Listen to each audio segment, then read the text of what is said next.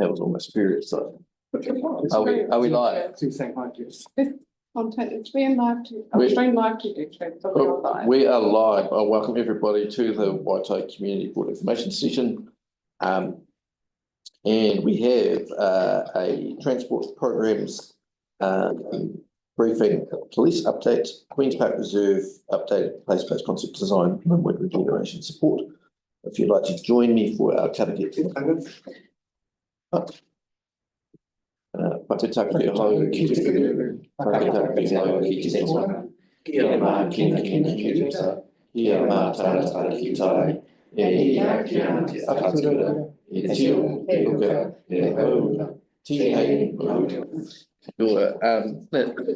not a decision-making meeting, so but we do have apologies for absence from Kelly Barber, and I believe apologies for lateness from Yanni Hansen for lateness. We don't need to move that because it's not a decision-making meeting. So next we have transport programs. So we've got Jacob, David, Stephen, Steve, and Sharon here to give us a briefing about the transport program. So over to you. Now, I know that there's going to be lots of questions. Yeah. We've got an hour. Yeah. And don't intend to go over that time. So can you please just let us know when you are happy to take questions? Yes. So there's a bit at the beginning where I'll talk a bit. Funny echo in the system. Back there.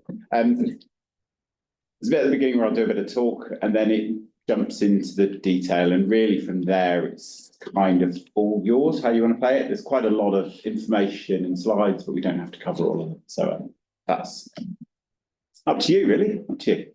Right. And can you have councillors been briefed on this already? Or everything in it has been sent councillors as part of the annual plan. So there's nothing in it that's new, particularly. You are the last of the community boards that we've briefed this to as well. So after this, we can do our day jobs again. It should be terrific. Just check that it's on at the side, Jacob. Other side. Oh, there we go. Buzzing now. There we go. Right. Purpose of the briefing. Really, we're going to cover programs. So the purpose of programs, rationale for selecting the projects in them, and the projects that are relevant to your community board. So the overall transport portfolio, capital portfolio, is about 1.6 billion over the next 10 years. That's what the LTP had in there. Our activity management plan broke that down into 3 pillars, we called them, which are access, environment, and safety. And each of those is then split down into programs, which target the different levels of service and legal requirements that we have. And further below that are the projects. So that in theory, you should be able to follow it down from transport into this is the kind of things we're trying to do, accessy wise, and then down into this is the kind of access things we're doing, and then these are the individual projects. So hopefully it makes sense as a big piece. And what are the programs? Like I said, they're there to try and hit different levels of service. Some of them at the point of LTP were completely drawn out. So every single project below them was specified in the LTP. And that top one is quite a good example of that. That's your intersection safety. You can see every single project there is already broken down. Some of them are not already broken down. So you can see in there, we've got programs, we've got delivery packages, and within those delivery packages are a set of different sites that try to do that. And really that's what we're here to talk about, is the breakdown of those delivery packages and programs and what's going to be done in each of them. And we use a huge amount of data to try and select the projects and sites that are within those programs. I've listed a whole load of them there. A few examples I've put pictures up of. So the top left is our traffic counts. So you can go on the council's website, it's public information, you go and look on it, and there's massive information about the number of vehicles, the types of vehicles, the times of day that they go, and so on and so forth. The bottom left is straight out of NZTA's CAS database. So that's accidents, that's a national database, and we use that to see where we get accidents around the city. The bottom right is just a snip from the National Land Transport Programme. And the top right is from our what's called LMD. And I'm sure we'll get into this more later on in the discussion, but L&D is something that we've got this data very recently. And effectively, we've driven around the city with a great big heavy truck, and there's a laser underneath, and it looks at how much the pavement deflects as we go over it. And from that, you can tell not only the condition of the surface, but also the strength of the structure underneath, which is really important. And we'll get to that later on. Other projects fixed? Well, no, because they use live sources of data, they will change as we go along. And also funding will change, and Steve's got legislative changes in terms of speed limits that have come in. So these programs are likely to flex and move. And what we would say is that this year is pretty much completely locked in. Everything we're doing. Next year, most of what we're doing, we're already in chain for. So there's little scope for movement in there. Year 3 is a bit more scope for movement. Year 4, again, a lot more scope for movement. So when you're giving suggestions on things that you think should be done differently, try to think you're looking in that year 3 onwards kind of horizon, really. That's the ones that would help us. I'll just cover this. So NZTA funding, I'm told, is the second highest source of revenue to council outside of rates. So it's pretty significant. We were really successful in the recent NLTF, so we've got a 30% increase on our maintenance operations and renewals budgets. That's a really, really big success and way better than most of our peers in other sort of comparable councils and around the South Island. However, NZTA set a whole load of rules about what they're expecting to buy for that funding. And so we can't just go out and say, hey, we fancy doing this because we like it. We have to they're trying to buy a product, and we have to stick to those rules in order to access that funding.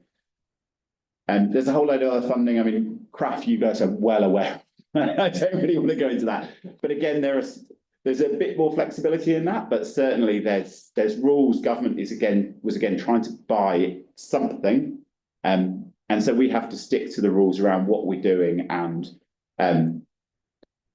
the way we report on those. And so for shovel ready, for cycleways, and the Crown Resilience Programme that we've got for new retaining walls. So that's a resilience type thing over the next 3 years that we've got a higher subsidy rate for.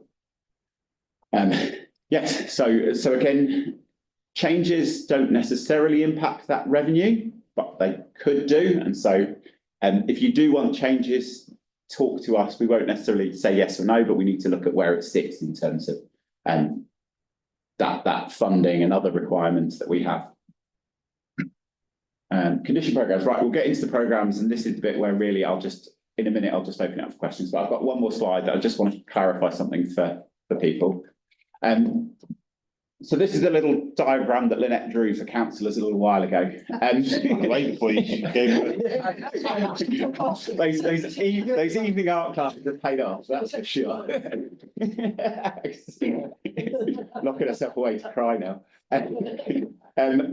Resurfacing deals with the bit at the top, the grey-black bit you see that you drive on.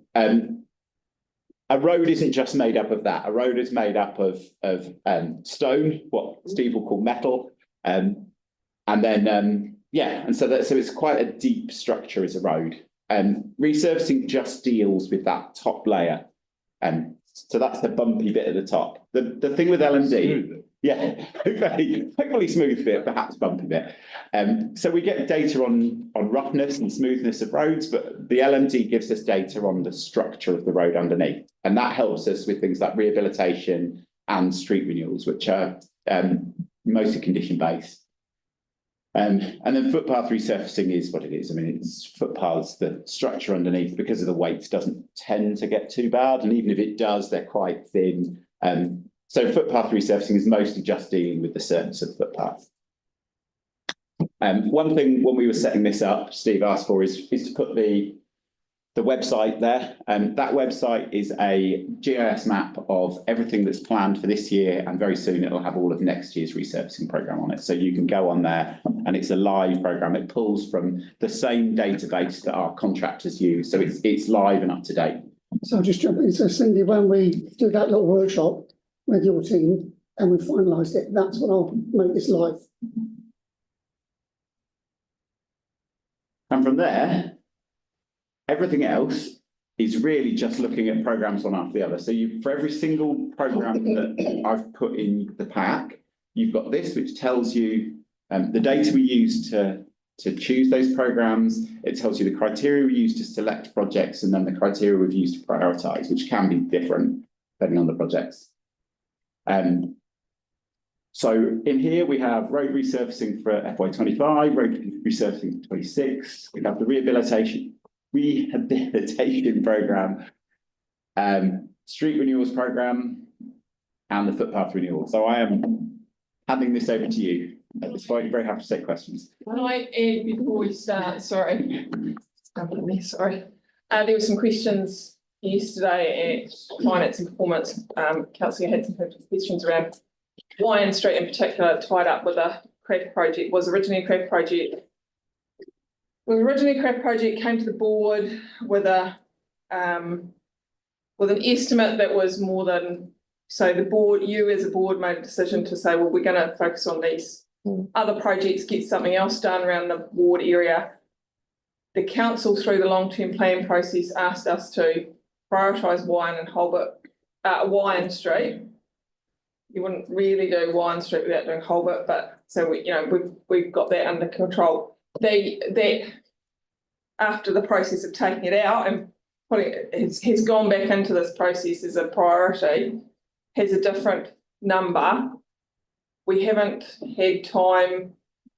I don't know whether there's a lot of value in digging into why the number came through from CREF on what it was. It is still a priority and is looking to get done. So that is my take on it. Okay, so yeah, I mean, just won't dwell on it, but we had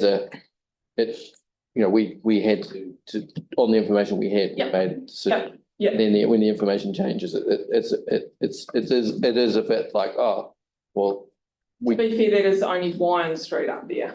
Yeah. So Holbert Street would be on top of that as well. Yeah, Holbert's small though. Yeah, but it would be on top of it. But like that's it's not.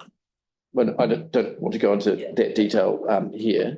But I guess it's like we do want to have some confidence in the numbers that we're given. I'm sure you do too. Yeah, but the reality is that all of the numbers that we do, they are the best estimate that we've got, given the information we've got at the time. And all we can do is dig into that, and they do change. The reality of having it in this program means that if it costs a bit more, we can pull program money down, or we can reshuffle program money to get it finished. We didn't have quite flexibility with it being so close within the CREF program, because it was the whole of the amount. Yeah, so I'll thank you. I'll take questions from board members first before we go to councillors, just because you've already had some briefings on this stuff.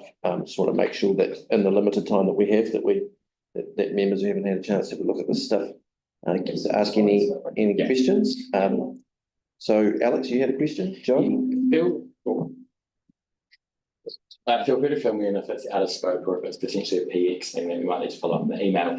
But specifically about compulsory acquisition. I know that we can't really put money in budgets for compulsory acquisition because it'll be used against us to show that we're not acting in good faith. Don't think it's really in scope. In terms of transport projects in the east, if we wanted to put money on board for compulsory acquisition so we can investigate it, how would you get funding? Is that just through? We have the money that we have for projects includes property purchase. Right. The method for purchasing property happens during the project, but the funding is put on at the beginning as part of the project budget. Brilliant. Joe. Sorry, for these FY25s, have most of those been done already, or where are you have a talking? percentage on the resurfacing? Yeah, that one. That one, that's Yeah, FY25. they're not that far through. They're I not- think they only really started 1st of October. Okay, So we've got till the end of March. So they're cracking through. okay, so if we've got others that we want to highlight, we have to wait until next year to. That's what the workshop with Cindy's going to be. Highlight them, but you need to highlight them now, Hmm. and you're highlighting stuff. really what we're trying to do on this is if there's fatal flaws in the list that you've seen, then that you think, then we'd like you to highlight them, but if you want to do substitutions or you think you've got a street that you want to substitute for a different one in your area, less around the resurfacing. The resurfacing is really around those NZTA rules, more around the street renewals, because we've got a little bit more flexibility in that program to push and pull. If you want to do substitutions, they'll really have to start happening from year 3, and then next year we'll come back and talk to you, and year 3 will be what is year 4 now. So we'll just keep this conversation going with the boards. There's just a few streets, of course, in coastal, which have been kind of not had much done on them since the earthquakes, and I'm talking like the VTF, which we could have put in with Pratt, and Pratt Street, Yeah. which needs the water to be done probably underneath. We can do the top one, but where do they sit in the programs? Yeah, that's what we can ask. So yeah, if you give us the list of the ones you want to know, then we can come back with that information. Okay. Sorry, can I just add, so this surfacing renewals programme has been clash tested against the works that Three Waters are doing.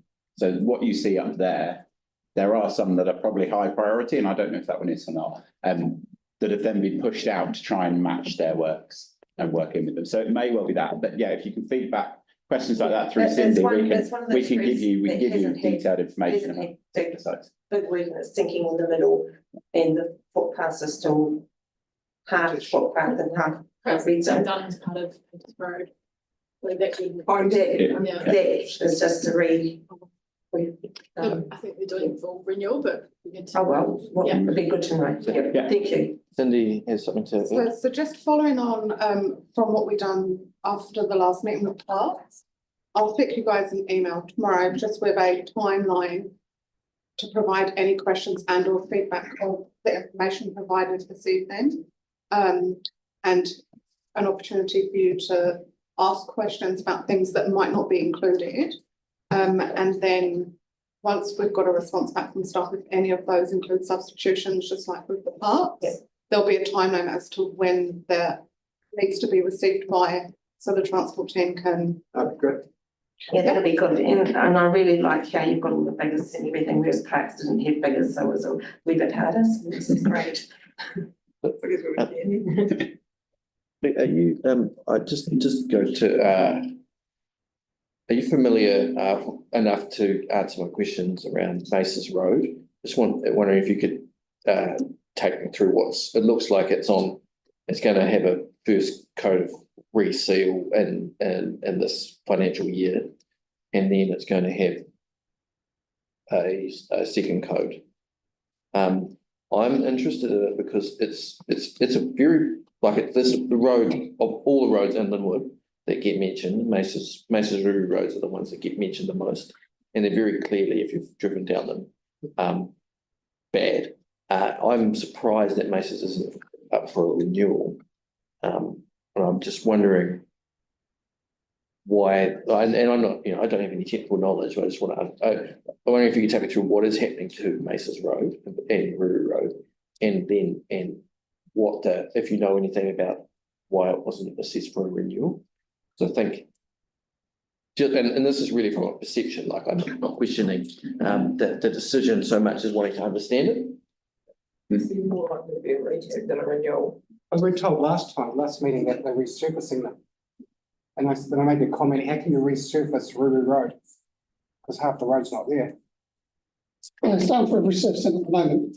It's what's been around. Okay, so we'll need to go back, we'll need to take that one away and ask some questions. Yeah. Have a look. If you drove down there. you Yeah. understand. Yeah, I know. And But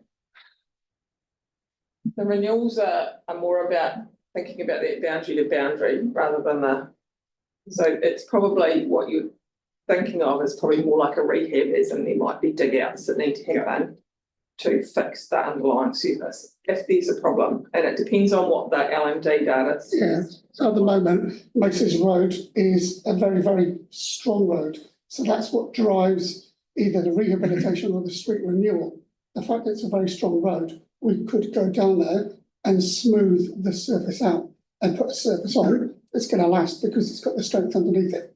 Whereas if it was extremely weak, there are one or two streets in your network that are, they would be the ones that have very little life. So for instance, where we've had this truck drive all of our sealed roads and it measures the strength, we now have that strength to measure down to every metre, and we can tell what the remaining residual life of that section of road is based on the number of traffic counts and it acts on those that road's going to see. So Maces Road right now, you've got 20, 30 years of life left in the pavement of that road. So we just need to fix it. So it's just a surface issue. Yeah, we just need to fix the shape. But And- And the shape. Yes, yes, go, and then I'll. Yeah, there's only one issue with that is that the road's sunk in quakes, but Yes, the sewer didn't. So you cut it off and make it lower, what do you? There's multiple ways of doing it. Yeah, so there's a way of doing that, yeah. It's loads. well, So you've got have you got proud manholes in there? It depends on whether the manholes have risers on the top or whether the whole structure is flush with the top of the surface. And it makes it more difficult. If it's flush with the surface, I have to build the road up. If it's proud, then I can cut the top down Okay, and bring it more down. good, thanks. So there's so, ways of it. We'll know more this year, because it's on for next year. This season, we'll be looking to do those kinds of repairs this season in advance. You do it over Christmas though, wouldn't you? You know, I'd have to do it in and around a time where those businesses aren't going to be mega busy. so, Yanni, was that specifically about? Yeah, just Mrs. Road. Thank you. I mean, it's really good to get the information.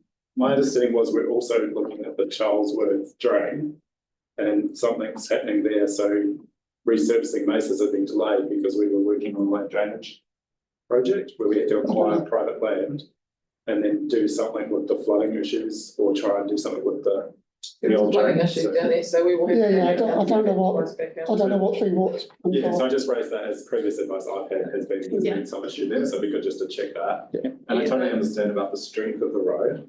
I was surprised to see that you're gonna do chip seal. I just came to Glendowie Road and it's beautiful asphalt. Can you just help me understand the difference between the chip seal and the asphalt? Particularly because Maces Road has a lot of heavy vehicles and vibrations.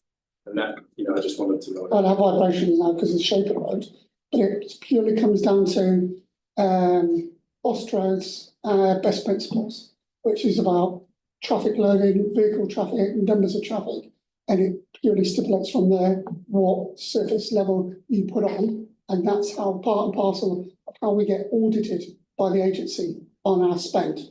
Because if we decide we want to put asphalt on a surface and we don't follow those principles, it might not mean that we have to fund it 100% from council, but not get a subsidy. But we used in Glendowie, so to go further to your question, councillor, in Glendowie, we used the asphalt to create the strength in the road. Right, so it was a We used the asphalt to provide strength in that road because it was collapsing. Are you able just to help me understand with heavy vehicles, the difference between chip seal and asphalt? Like, is there any difference in the vehicle types that use the road that would dictate what service you would? No, it makes no difference whether it's chip seal or asphalt, except for in heavy turning circle areas. That's all. So there's a lot of turning circles. So on that,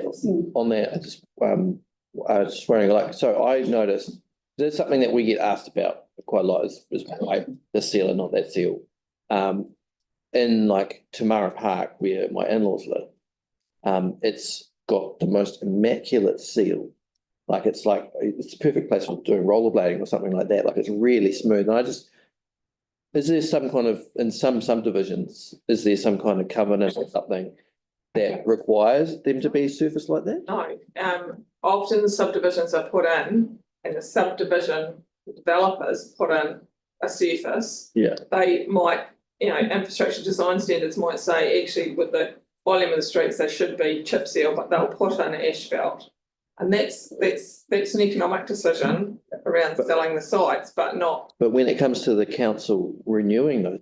No, we won't, unless it's an asphalt and we put some form of a life extension treatment on it. So we've done it in Northwood Boulevard where you've put, I don't know whether they've done any in Tamara Park, but where we put a slurry? Yeah, so we've got multiple different ways. So ultimately, if I follow industry best practice and it says this is an asphalt road, but it gets very little traffic, or it meets the criteria for a chip seal, if I do something different, I have to really justify why I'm going to do something different. Right. So hence why you'll have seen, you may have seen from multiple different presentations we've given around multitude of different surfacing treatments that we've been doing around Christchurch for the past 3 years. We've got new ones coming next year again. Yeah. But it's where we've done asphalt, we've had aged asphalt. We try to target at the right time of its life cycle to put a micro surfacing treatment on the top that waterproofs it and locks it together. So that's fine. You'll see there's been some areas around here where we've done that exact same thing on some of your roads. And we took a bit of a gamble, whereby we got some minor cracking. But because we had no choice but to get in, otherwise we're going to lose the plant that does the work.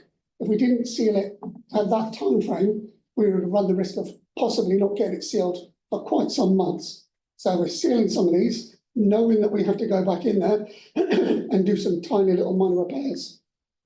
So I think there might be some areas where you see the road has gone from grey to black, pure black in some of your areas. That's what it is. It's the same treatment. It's that micro surfacing, which extends the life of the existing surface without putting a new surface on. Thinking about why you're doing it, if you think about asphalt, it's quite a big layer.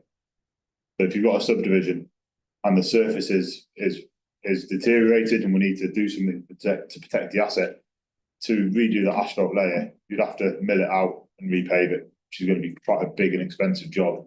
So the alternative to that is, as Steve said, looking at either some of these micro surfacing stuff, where it's a thin layer, you can just basically go over the top. I'll give you a bit of an idea on a sliding scale. So from this side, it's doing a chip seal surface for the cost, and this side it's replacing the asphalt. For every 1 square metre of asphalt, we can do on average about 6 square metres of chip seal. So when you think about best practice and value for money, that's where it sits. Now, somewhere between the middle, further down this end, is where we've got all these new surfacing treatments. So there has to be I have to justify why I do all these different things. Right, thank you for answering that question. Long answer. No, but it's good. That's good information. Really, You give us really more good data. information when I do the workshop with Cindy. Yeah, it's very helpful, thank you. So I've got a question from Yeah, Joe. So in regards to And then the Alex. surveying Great. with the truck, where you can actually see the street, the roads. Does that actually take into consideration the size of some roads and corners? What do you mean? Well, for example, I've got 2 little examples here, like outside the boardroom here, the road's starting to dip and sink. So with the truck going along the road, pick up that kind of damage. It's the traffic lanes. Yeah, it measures full width of the traffic lanes. So it wouldn't pick up the car park area next No, to we don't drive in car parks. And down at the corner of Beresford and Hardy, there's a little intersection or corner of the intersection which is always sinking. If it's in the road, we'll have it. And that would pick that up. Yeah, if it's in the road, we'll have it. Okay, and at the Innovation Expo, I actually saw all the maps and everything. Are they available to actually see online? No. They're not, okay, because it'd be really useful to be able to see where the problem areas are in the ward. Thank you. Alex. Look, I know this isn't necessarily true, but there is quite a lot of sentiment in our board that our roads are worse than others and that we get chip seal instead of asphalt purely because it's cheaper. We know that's not true, but can you explain to us sort of what some of the criteria is, aside from cost, why you do put asphalt in some areas versus chip seal in others? Is it? I thought we just had that explained. There is another reason. Asphalt, I'll see if I can put a layman's term. Instead of chip seal, slightly cost. My understanding of this, and these guys are the experts, and they'll correct me if I'm wrong, but my understanding of this is asphalt is very heavy and it's rigid. Yeah. So, and a lot of our roads are built on either sand or on swamp or on very spongy ground. So if you think about putting a sheet of glass on a pan of jelly and standing on it, that's what you're doing when you put asphalt on this. Yeah. Whereas chip seal is a very flexible surface that can move and can provide that flexibility. So there's other reasons why you do it. But That's really helpful. The predominant one is value for money. Yes. And that's what comes through from the agency. Yeah, no, but that is very, very helpful. Was I for us. right? No, it's fine. And what I can share with you is probably a bit of a map. When, if you think about this, green is good, anything other than green is bad. nearly all of your area is green. Can we, is there like? I'll share stuff with Cindy, you Because can't have that'd access be to. wonderful for us this year. Yeah. To help inform. people. Maps. It easy is thing a is- sentiment that we yeah. hear, Yeah, and we do our best to. and I think we as That's the joint- members that's the have a joint role to job that we've communicate got. that as well, so it would be helpful if we've got stuff like that to Yeah. support us in helping residents understand. And when we have a conversation like we did with councillor Hanson just then about Glendavie versus Masons Road. The work in Glendavie was for a very different reason. That road was already soupy. Yeah. And we needed to put the structure back in and the strength back into it. That's why the asphalt was used, But yeah, because it's thick and it's strong. I just want to say thank you because it's really helpful in terms of doing our jobs and elected members. We can't just. I've got a question. Yeah, cool. Yeah, I'm just aware we've got quite a few more slides still to go, so, but yeah, it's all good. Okay, or I'll take, so no more questions after, so But hopefully there'll be plenty of time at the end for loads So- of questions. go Greg, Celeste and then Yanni, and after Yanni, we'll go back to you both. Cool. Yeah, a couple of follow-ups. One around the split, looking at the list of roads. Is it deemed like consistent numbers across, does that come into a consistent numbers across different areas? So resurfacing, Resurfacing? no, it's purely a needs basis. Because The I mean, entire city is measured on a needs basis. yeah, because as I say, as Alex was saying, we constantly get it, the east is the rough ragged roads and it appears that's surfacing. With the surfacing, when you get 1 square metre to 6 square metres, does that account for the second coat? When you have to go back and put a second coat on, or does that per coat? Well, we don't have to put a second coat on something unless it's a brand new built road. So if you build a road brand new and you put for instance, a chip seal surface on, So like you have to then come back, sorry? New Brighton Road was down the red zone. So if you build a new road, like for instance, over the bridge that we just worked on last year, I don't know the name of it, but anyway, if you build a road brand new and you put a chip seal surface on top, it's not deemed fully waterproof until it gets its second coat seal the following year. But if you do an asphalt, it's considered waterproof straight away, so you don't do the second coat on asphalt. The other one too is corner of Lake Terrace Road and Burwood Road. There's been that top surface or the waterproof sealant sort of surface on there. The Facebook group lit up about that one. Just with when you stand there and look at the road, it has a lot of cracking and different pieces. So that Well, protection is going to be. that's part and parcel of what I was talking about Yeah, before. so that's where you're going to come back and. Yeah, Sections of it. I have to take a gamble on a lot of these things all the time. Because if I didn't get in and do it now, I would likely lose that resource to a different part of the country for a period of time. So we knew we were going to have to go in there to sacrifice a certain amount. It's either going to be we go in there, we do some damaging, or we have to do some minor repairs, knowing that I'm only going to be sacrificing a few square meters, but to be able to complete the whole work. Yeah, because as I literally went to the dairy there 2 days later and thought, oh my gosh. And yeah, then saw Facebook and saw all the comments around it. So it's good to be able to go back with that and explain why that's being done, is to protect the larger space with patches to be remediated. Thanks. So this, Use this as an example just of ones that might fall out of the kind of typical conditions of the issue. One of the ones that's come up is Mount Baden Street, which you would be aware of. And the issue there isn't the condition of the road as such, because it's. so I'm having trouble hearing you. Oh, sorry. So Mount Baden Street, the condition's pretty good. I think the structure's sound, but it's done for resurfacing. The challenge with that road is the camber's quite steep, so it's more of a safety issue. The response we got was that we don't really have a, sorry, it's not yeah. So we got a really helpful response, which kind of clarified the fact that safety issues like camber issues, there is kind of a guideline, but it's not considered, so not something that's taken into account when it comes to a renewal. So It is for renewal, not for resurfacing. yeah, but it says the response was we don't currently consider the camber of the road as a factor when determining the renewal program. Yeah, my renewal is my resurfacing program. So renewals covers a multitude of different things. Renewals covers rehabs, rehabilitations, resurfacing.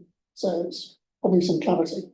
there needs to be Yeah. clarity on that response is what he's Yeah, saying. okay. I see. So Okay. it is taken into account when you Yeah. do a street renewal, because you do that full dig out if you think about that picture that you saw. Yeah, But it's not taken into account with the resurfacing. okay, and what happens if they go and manually look at it and say it's outside the guidelines, so therefore it would fall into a renewal, but we've just resurfaced it, would that be, can it then go back and renew it? It's just one of those ones that, because it's done for renewal, we're not actually considering it, the other issues that need to be considered as part of the. But I don't know, I don't think we will have the details of Mountbatten Street to be able to answer that today. We put that on the list with Cindy. So Ainsley and David have been involved in the response. Oh, yeah. Went to the board this morning, so they might be able to clarify. It doesn't need to be answered now, it's just, Yeah. whereas in example one, they don't traditionally fit in the category, Yeah. so. Yeah, at the moment, if I'm honest, I don't think it would pop up on a street renewal, purely because there's more than 25 years of life left in the pavements. Yeah, So it would be a wider discussion about shape, so, and then it would come under it would have to get prioritised amongst all the other street renewals. and so we could discuss that at the workshop. Because what we Yeah, wouldn't want to happen is going, we're gonna resurface it, actually, it's outside of our own guidelines in terms of the camber. Now we have to dig it up and do. But is it vastly different to other, has it got deep dish cube and channel in it? I mean, I don't even know the street, if it's got deep dish cube and channel in it. I'm not saying it is outside the guidelines, but I Yeah, know so that, then we've got lots and lots of streets, but the street renewal program, like Yeah. all of these, but I know it's bad. like all of these, yes, we've got Yeah. lots of streets that have got really Can we- steep, Yes, I'm not saying it's considered. steep deep dish. Yeah. Can we take that offline then? Yeah. Yeah. It's more of a question of just like, how do you? The reality is if we Yeah. went in and resurfaced it, it would extend its life and push it back on a renewal, on a full street renewal. Yeah. But we have to balance that, because when would it ever come up on the street renewal is what we have to think about, and it might be better to resurface it now and hold that, because it's that deep asset underneath it is the expensive bit. Yeah. I just think it would be useful for us to understand at the workshop. Sometimes we need to have that information before we go to the resurfacing, because if it should be a renewal. But that's what our team does, and that's where you need to go through all the, can you flick to? That's the renewals, who's got that's the one of- street renewals. No, one of the sheets. Oh, No, stop that, those, no, the other one, that one. That's where you need to read through those, because that is all of the prioritisation that we do across the entire network. So it's also remembering that all of these programs are prioritised on a citywide basis, and then we break them down into wards. It just sounds like they can't assess this one because there is no data showing Canberra, so how do you see if it's an issue? But We'll take that conversation offline. Yeah, all right, thank you. And one question from you, Yanni, and then we've got to go. Your microphone's not working either for some reason. Yeah, Red, that's good. Okay, cool. Okay, I mean, I had three questions, so I'll just try and keep it quick. I think for me, it would be really good if there was a link you could click on and actually see the scope of the street in terms of the work that's proposed. I don't know. I know we've got some stuff online where people can look for some of our programs. You can click on a map and see. So I don't know if that information that we're getting today, that would be really useful. Also, I think for me, one of the issues is how do we consult through our annual plan or LTP on the streets that are in the program level, so the community, we can get feedback from our community. I feel that uncomfortable about prioritising as a board when we don't have a public process to go through with the list of streets like we've got today to our community as part of that annual plan and say, here's what we're proposing. Is there a way that we can consult the community over the program level budgets? Projects? We do consult the community, every LTP and every annual plan on the broader program budgets. So the program budgets are in there, and if they are drawn down as projects, that is part of the broader LTP. But if you go back to the very first thing one of the very first things that Jacob talked about is we have to follow the NZTA rules or we don't get the funding. So there is an element that we are asking you to tell us the information that we don't have in these sheets, which is some of that community views. This is what we're putting out here as a program of works that is developed under staff delegation. because it is set up under a criteria. So as governors, council and yourselves, you talk to us about this criteria, we can talk about whether we've got the right things on it. But what we're asking you today is there community information that you don't think we know, like silly conversation about Mountbatten Street, that you don't think we know that we should be aware of. We've got a little more flexibility in our street renewal program, and yes, we are aiming to get this up and online as much as we can.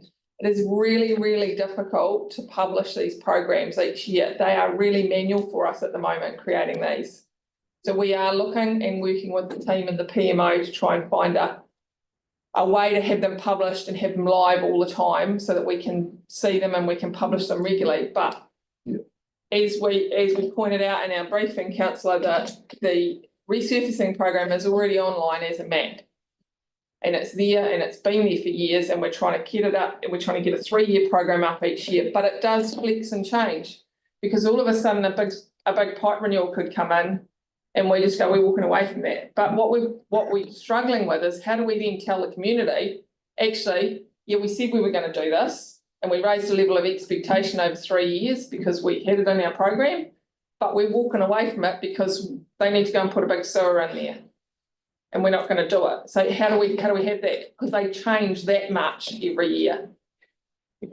So we're not actually consulting on the program. We consult on the proportion of the network that you want us to address. You consult on the levels of service, and we do that, but we're not consulting on the detail of the program. We're starting to run out of. Yeah, no, I understand. I mean, just the other feedback I would give is, at some stage, not today, but there's programs that we're doing in terms of resurfacing where I think there needs to be early community engagement around different issues in the street, so that if we can get multiple benefits from the work that we're doing, it's incorporated.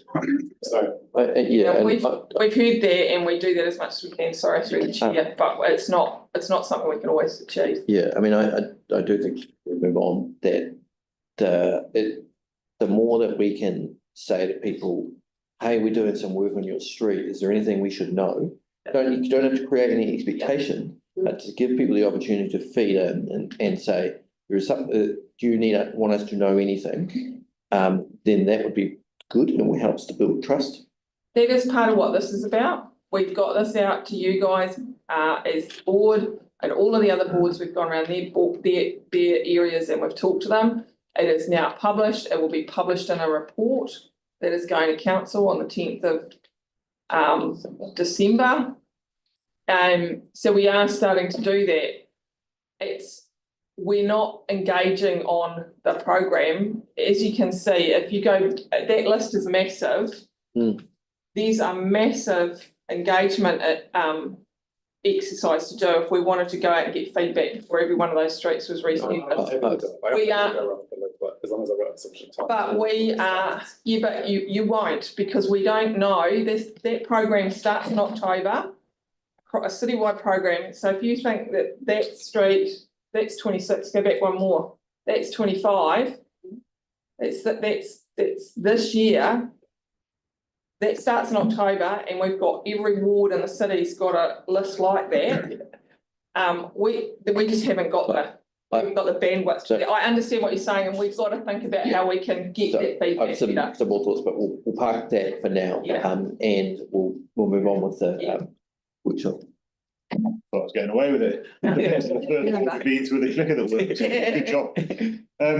Just going to talk about minor safety and minor safety interventions. So these are predominantly the programs that the traffic operations team deliver, and the traffic engineers in that team. So historically, we used to have 3 budgets. We had the school safety, minor road safety, and minor safety interventions. We've combined the school and minor safety just to tidy things up a little. But we've still got the minor safety interventions as a separate program as well. Main differences between the 2 programs is that the minor road safety budget is it's a data-driven program.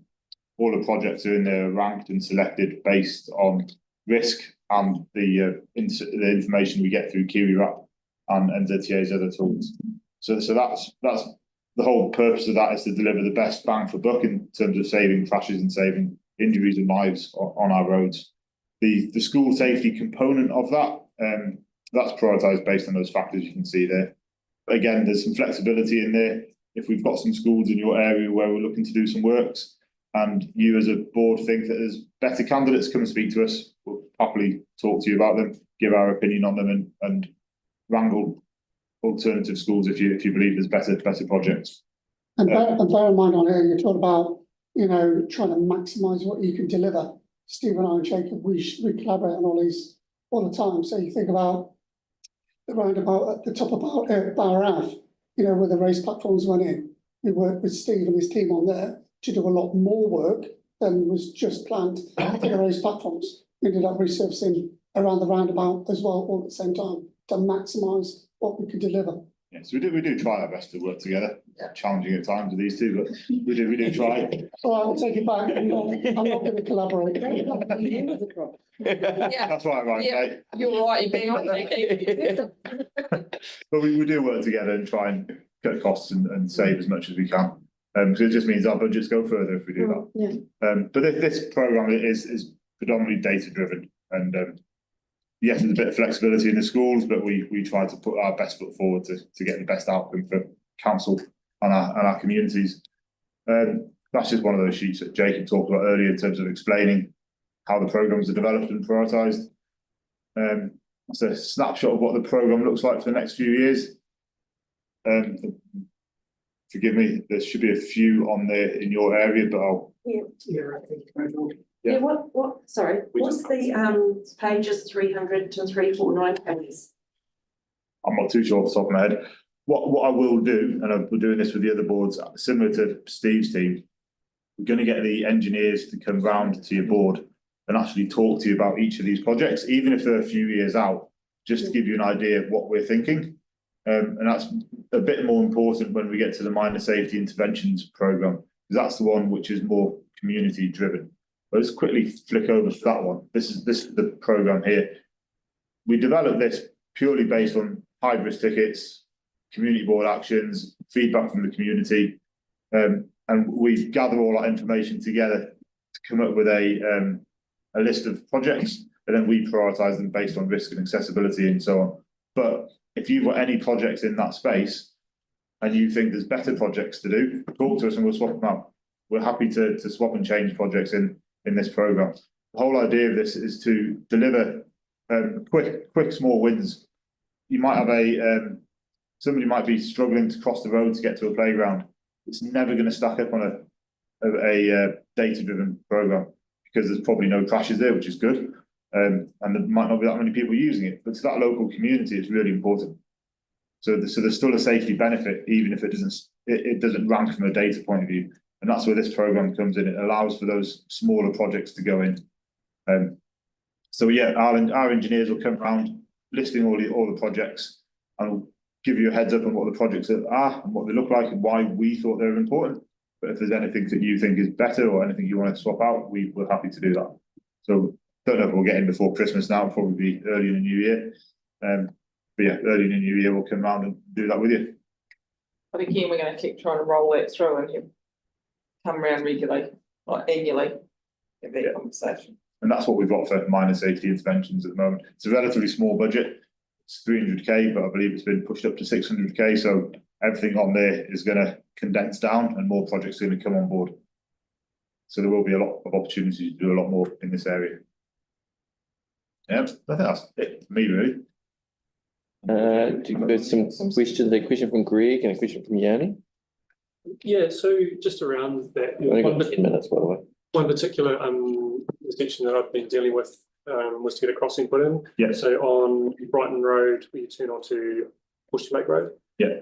There's a rest home there. There's no clear crossing on the north side of the road getting to the thing. And now there's a proposal out to close the road that's around the other side of the park, which is going to put more traffic through that space. Okay. So is that the sort of thing that? Yeah, that's exactly the sort of thing. Yeah, so at the moment, yeah, say you come around there, you've got a lot of elderly people that are not exactly the quickest to cross the road, and they're going to have higher traffic volumes going. Put some build-ups in, put a pedestrian refuge. Yeah. Those type of projects. So that's already listed in a project, so is that just something to highlight further? So that'll be listed in this list here, whether it's It was meant to be, but I don't see it. on that list, probably further. So we call it the potential projects list, and it's massive. The whole of the city, and all if you think it's if you as a board think it's a higher priority than other ones that we've allocated funding to, we can swap that out for another one. And that's what. Feed it back through Cindy. If you feed it back through Cindy, we can let you know where it sits on the priority list. Number 42. Yeah. There you go. That's good to know. Yeah, it's only 40 on that. But yeah, I mean, that's the thing. So through the annual plan, there's more budget plan to go into this. So hopefully that list will get longer. Yeah, so it was just with the. That we can. And sorry, just to be clear, that if you want to bring it up the list and swap it out, you'll have to swap it out with something in your own board area rather than anything from that list, because that's disadvantage in another thank you. board space. Yeah, thanks for clarifying that. No, just Yeah. don't want to expectation. And if you do swap one out, we've still got to go through the full political process. We've still got to go through consultation, and it's still got to come back to the board for approval. So even if we swap one out and move it up, it doesn't guarantee it's going to happen. We still have to go through The other question was, after there's been some safety improvement changes, what sort of timeframe do you go back and look at the data to see how effective those changes have been? We try and come back every year. So we do there's a few big projects we've done recently that are quite different to what we've done in the past. And we want to prove that they're doing the right job and they're achieving the outcomes we want. And if they're not, we need to be upfront and tell people they're not, and we need to try something else. So we will be doing that. So the too short a term, there's almost not too much point, because you need enough time to collect data. We'll do stuff like traffic counts, speed counts, look at any crash records to see if there has been any crashes occurring over that period, and then do a bit of an assessment. There was one particular intersection where I've seen a car through a fence, Okay, almost into a house, and there've been raised platforms put on that intersection. that's interesting. So we will come back to you on that. Where was that? Briggs and Martin Road. Okay. So that will be one we'll be reporting on. Right, thanks, Greg. Yanni and then Celeste. Okay, in terms of the school safety, we had a really good briefing from, in terms of school safety, we had a good briefing from the school travel planners. Yeah. But I don't quite know what the process is around the information they're getting from doing the school travel plans and the surveys to us making decisions about priorities. And I also don't know how that work feeds into like the road renewal, the road surfacing. For example, I've just seen us put a whole bunch of chip outside one school, but with no thought to like the safety of, people. And maybe it's just because the chip's really heavy and they've done a bad job. I don't know, but I would thought if we were putting What chips school is that? Elmwood, down the Aikman's Road or Yeah. in district. But I mean, I guess the kind of general question was, is there a way that we can integrate the school travel planning surveys that we're doing, which is really good. That's what we do. And then understand kind of how it aligns to those other budgets that we've got. So that if we are doing things like a road resurfacing outside of school, we might, as a board, say, actually, we'd advocate for some additional funding to, but I don't know, across things. I think, I guess I'm also mindful of the speed limit stuff as well. I don't quite know where that's going to end up. But. So the travel planning team work really closely with the traffic operations team, work hand in hand. And the school travel planners, when they go out and they do that work, they basically feed into and build the school program. Right. The school safety program that's part of the minor safety program is largely developed by that team. Like the minor safety interventions one, we have a really long list of projects. We prioritise them based on the factors we've got on the board there. But again, when we come and talk to you, if you think there's some schools there that need upping, we can up them. But we do work really closely with them. Travel planning team themselves, they don't have capital budgets to deliver stuff. They go out, work with the schools, work out what the problems are, then they speak to the engineers to try and find solutions and build projects from that. And as one of these guys said earlier, when we do have a project, we do try and work together to make sure there is a good outcome. I mean, the other chip seal, I don't know that site in particular, and I know there's some disbenefits. Other than from a maintenance point of view, in terms of looking after the asset life, the other reason you'd renew any surface is to get a good skid resistance. Yeah. And that's a massive correlation in safety. But the irony, of course, is that they leave lots of chip behind where people are getting out and kids are crossing the road and cycling. It makes it more dangerous. And that's a installation type issue. Yeah. Once all that loose chip is gone, and there shouldn't be that much there, you've actually got a really high skid resistance. And that's why you saw all around your network last season, those mixed blend single coat seals that resulted in a 60% reduction in CSRs. That's why we did it Yeah. in your network last year. That's why we're carrying on. I'll log that as a CSR. Yeah, that'd be good. Thanks, Johnny. I've got two more slides which I'd like to cover, and I'm aware there's Yes, 5 Celeste. minutes. Celeste, a quick question? Yeah, So is it the list of all the ones, or is it too long? No, so what we'll do is it'll be probably early in, we can send you the list anyway, we Yeah. can send you what that looks like. But early in the new year, the engineer will come round to your board, present the list and talk about all the projects. That's great. Yeah. Right, 2 slides. so 2 slides. So I want to highlight this one because I think this was quite important, probably I suspect for Kelly's ward area more than some of the others. But this is a new footpaths programme. The first year of this programme is to work out what we're going to do from that point on, because this is a brand new bucket of money. We are going to start with a long list and work to a short list, which we'll come back with next year. If you have areas that are missing footpaths, they need to be on that long list. If they're not on that long list, they won't end up on the short list and you won't get them. So please feed them back. So that's my plea on that one. By when, sorry? I mean, as soon as possible. They are working on it. We've got someone in as a summer intern who's supporting one of our team. So we're hoping to have a draft programme sort of early in the new year. So like I said, if you're not on that long list, you definitely won't end up on the short list. So you need to feed it back. It's really important. When you say missing footpaths, does that mean, say it's got Gaps. So often what you get is you get a development and they put a footpath in front, and then there's a legacy network with a footpath, and in the middle is a great big gap. And some of those we won't do because we'll say another developer is going to come in and do that. But some of them, there's no plan to do that, and there's just a gap. And we need 200 metres on Maryhow Road between the Prestons and the next one along. Yeah, that's it. If you feed it back, we'll make sure it's on the long list.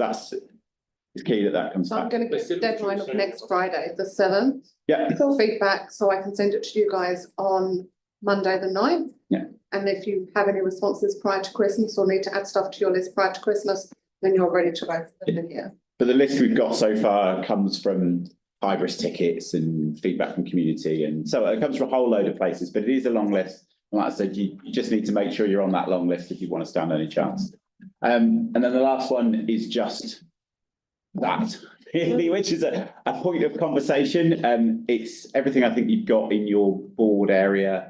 I mean, some of the ones like craft and improving Bromley's roads, I think we've probably done to death, but there's other ones like Burwood and Mary, how I always struggle to say it. I don't know why I struggle with it so much. that's in our board plan. Yeah, and we advocate for that every submission. And we're planning to come back early in the new year with some designs on that. Come talk to you. What else we got? Linwood bus stops, that's ongoing. A report's going to council in the new year. It's going to be more of a wider east based on patronage than the original Transport Choices plan. So it'll hit more people than it was going to. So ZTA have given us the ability to go a little bit wider without necessarily stepping too far out of the original zone. So it'll be going to council next month. Yeah. Oh, that's good. Yeah. Subdivisions, there's a whole load of work there. It'll tie in with developers. So that will happen eventually. And I think we haven't already been back to you. We will come back to you before that goes out. And Pages Road, which I know is always a particular interest in here. We're working through the process with ZTA. We should find out about funding, I would think, middle of the year once we've done the business case. And from there, we're into procurement, design, all the rest of it. All right, thank you. Well, we've got 1 minute to spare. And with that 1 minute, I am not you yelling me. I am going to ask to say that Ruru Road by Ruru Cemetery between the top of Hay Street and intersection of McGregor's Road on the side of where the cemetery is, there is no footpath, and there has been no footpath forever, and it is persistent complaint of the residents because it gets people park on it and it floods, and the water sits in there, and if we could put a footpath in there, that would be fantastic. Then I won't go through there, but I just want to put it in your mind. But thank you very much. Appreciate that. An hour's a long time out of your days, and come and see elected members. Appreciate it. Thank you for having us. Very helpful. Can I make one observation, just having sat there and thought after a point around programs and all the rest of it, just one observation is that we are working with the PMO to actually try and have all those programs in a digestible format. So that's a project that's way beyond my means because it's technical But when it and comes, it's IT based, but so that we can then, we can track the decision-making processes that we have, because we know that that's the frustration for everybody. And we were specifically asked by one of the councillors to have something so you can see changes year on year as well. So you'll be able to see how that programme, those programmes flex and change once we get there. Yeah, so that's what we're working on at the moment. All right, that's your point. Okay, thank you. Next we have a police update, but we don't. Huh? Oh, yeah, that's all right. Well, we have a 90-second.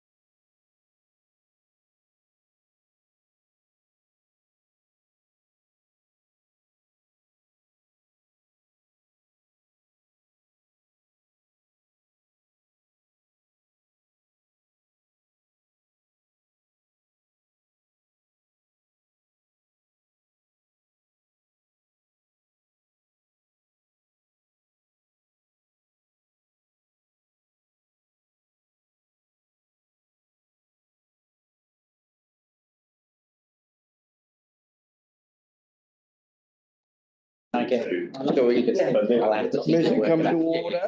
From Cindy, which was mostly stuff that you. Good afternoon.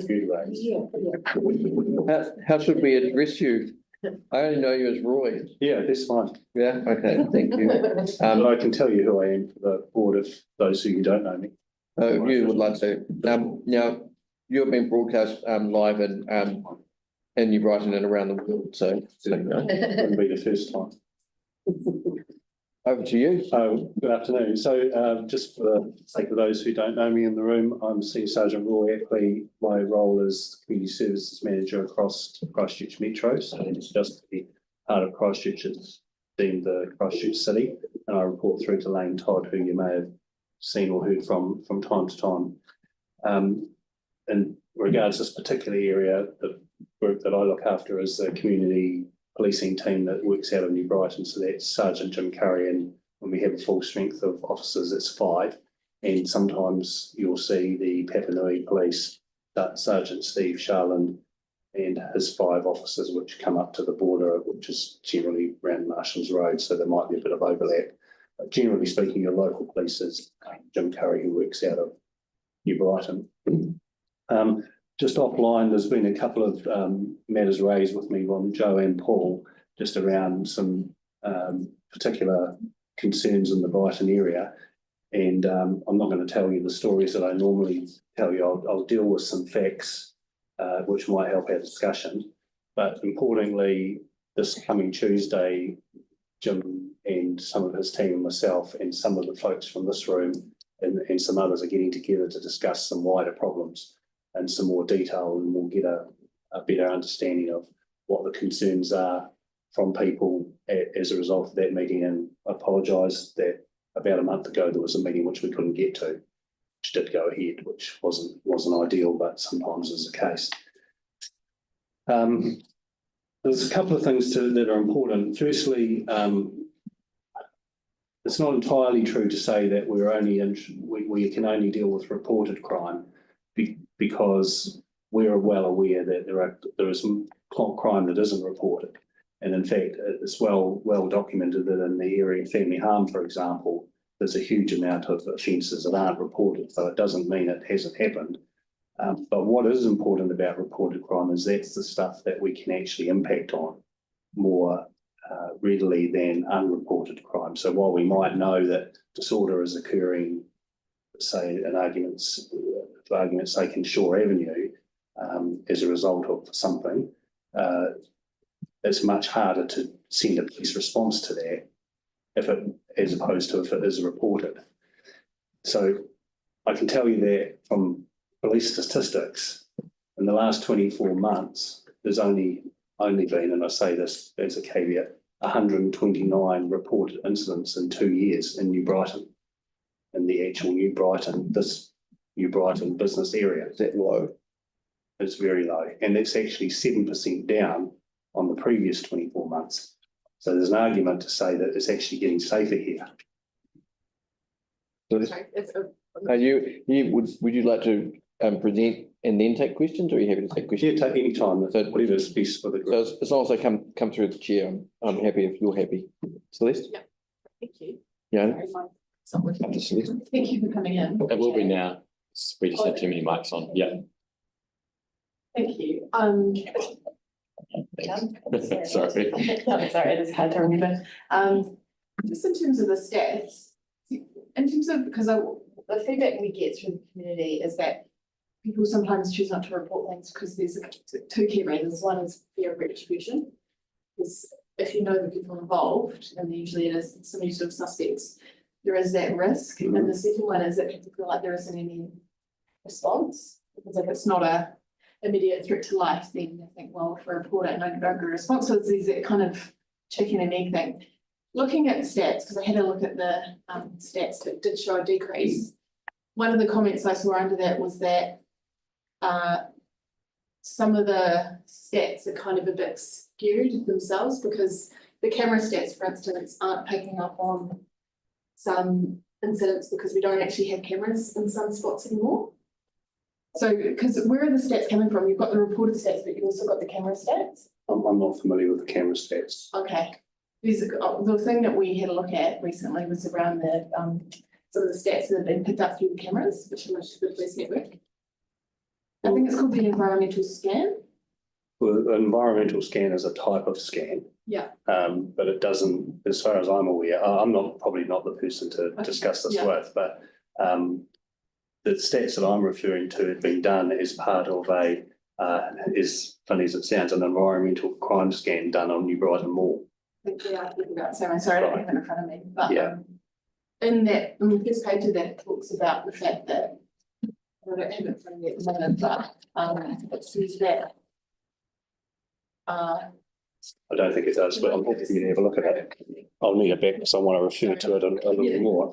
But I think, Which is interesting. I'm not sure if, can I just say this? I'm not necessarily wanting to say that I'm right and you're wrong, that's not helpful in this sort of discussion. And neither am I saying that's the total crime problem. But what I'm saying is that an environmental scan based on some parameters has been done, and they are facts based on reported crimes. So they will be incidents that have been determined to be a crime, and you can see the types that they are, and I'll discuss it with the board what they are.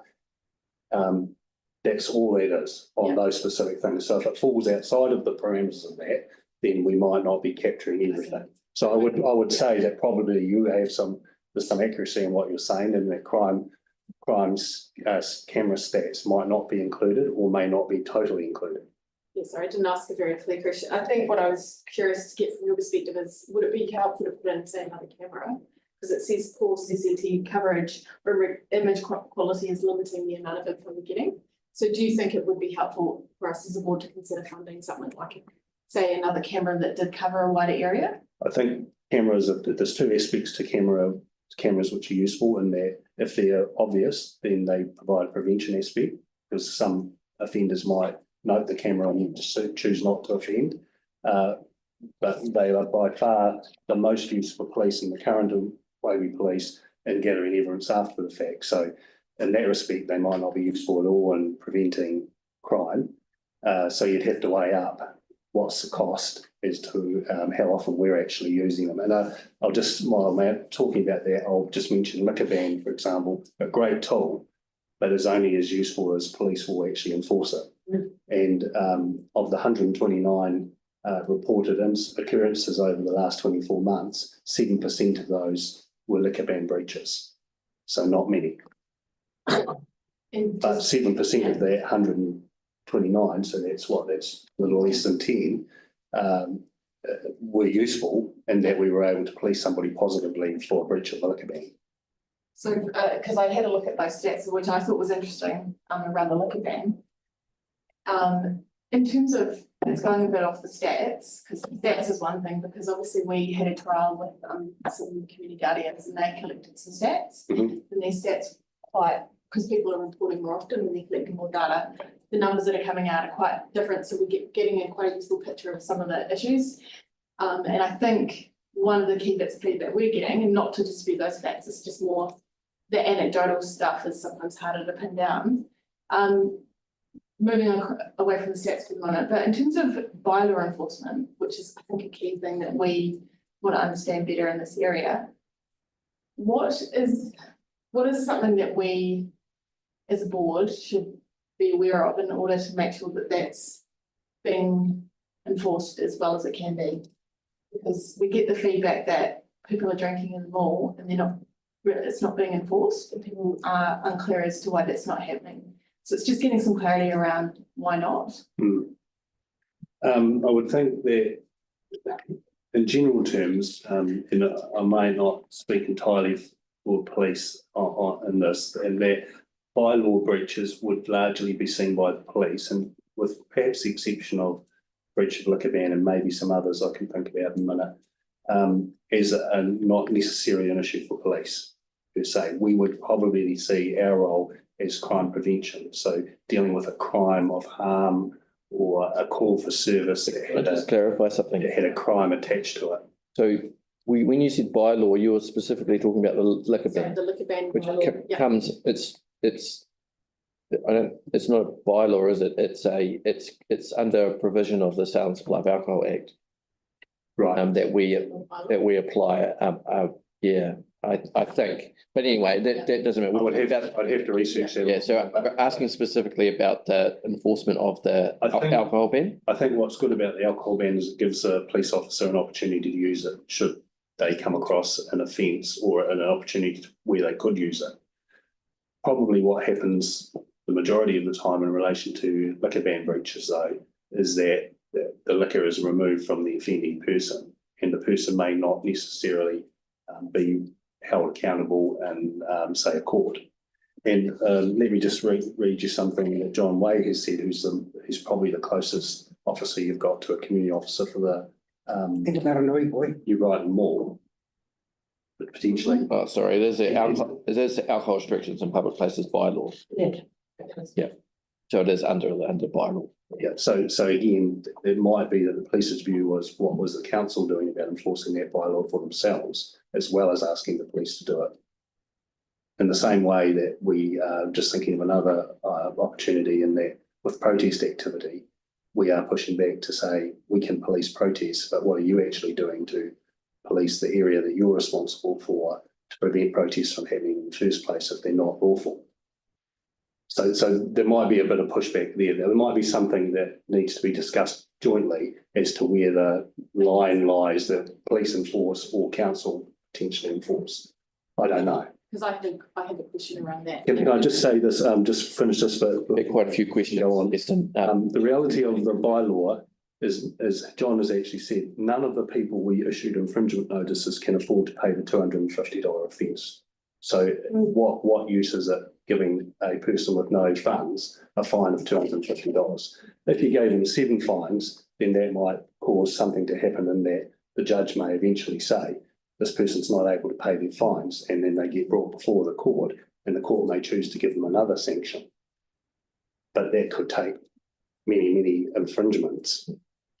The $250 it may not be the most appropriate outcome. It might be that police removing the liquor from them, dealing with them there and then, getting them to a place of safety, removing them from where they're offending could be just as good an outcome. And that's right. That would then not reflect in a stat perhaps.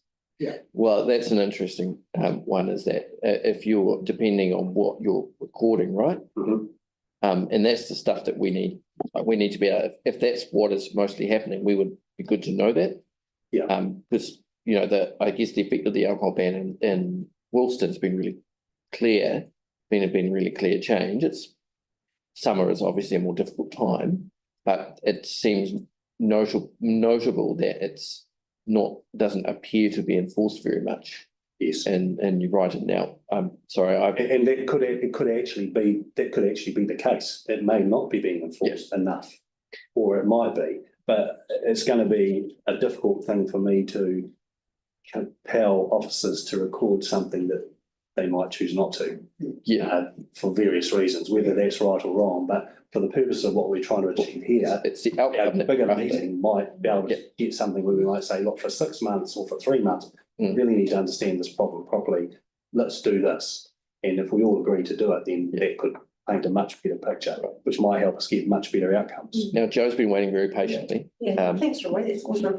It's really good that we can try and work on a solution. And this new Brighter Safety Group, which we're meeting next week, hopefully we can make a bit more progress then. But I think when it comes to reporting, a lot of people aren't reporting because it takes a lot of effort to actually go through 105 and fill out a form, or to wait online for like 30 minutes or so. So they're just not reporting it. And when I actually put through the request for the stats, at that time there had been a serious assault outside the library from the people that were drinking there, and it was within the group of people drinking. So the alcohol bylaw and the effects lead into the more serious assaults that happen.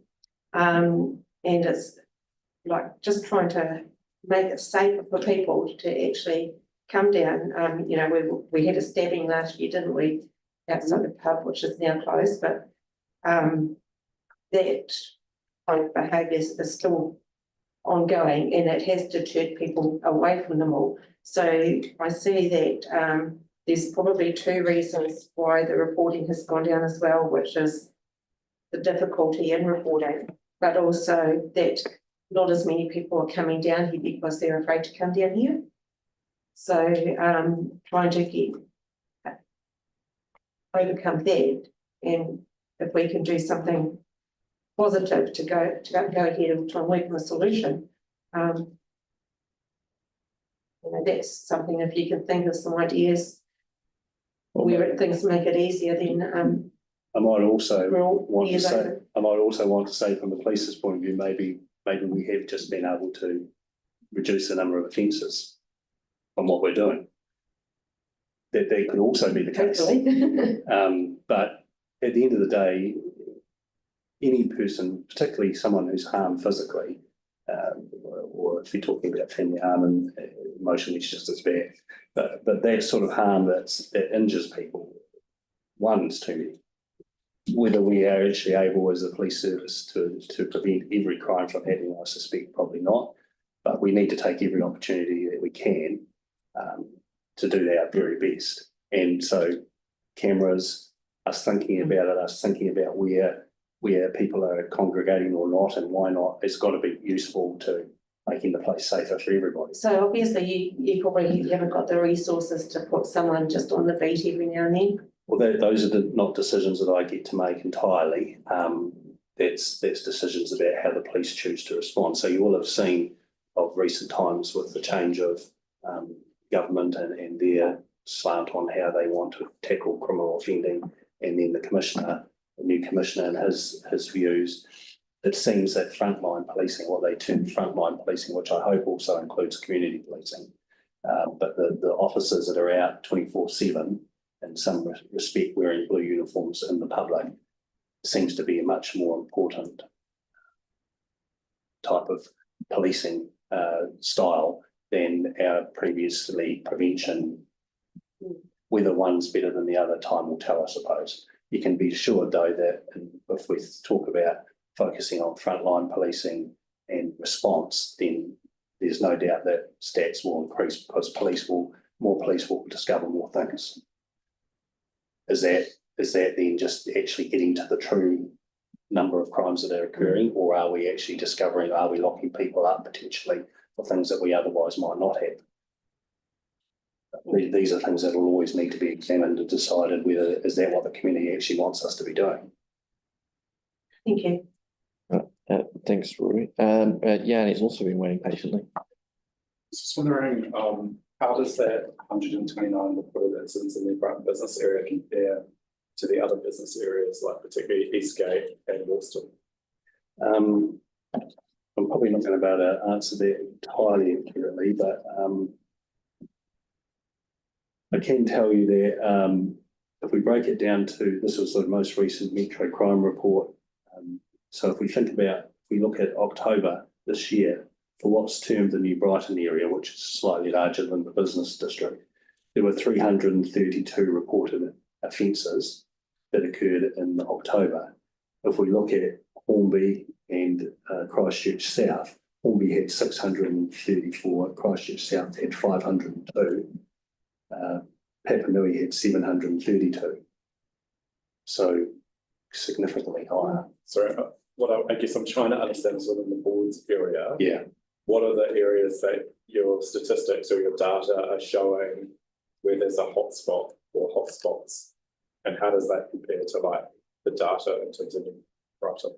Well, I can't answer that because I haven't come prepared to answer those questions. But if I look at some simple maths and say 120, or this is, if we look at 1 month at 332, over 24 months, we're saying 130 reported. So let's say we just do some really broad maths. Let's double it and say there was 660 or 129 in the CBD, Brighton CBD. It's what, 20%. So if I applied the same thing to Papanui and you said 700, then you're probably looking at nearly 300. So you could say nearly triple, perhaps. But in the past, I think we've been told that Eastgate has one of the highest percentage of, one of the highest numbers of call-outs out of anywhere in the city. So I appreciate you can't do that today, but is it possible to get more fine-grained data around our community board area and where the... I suppose it is. I mean, the feedback I'm getting is people have noticed an uptick in stuff in the Bromley and the Woolston area. Right. And they've become quite concerned about it. Yeah. I know that's different too.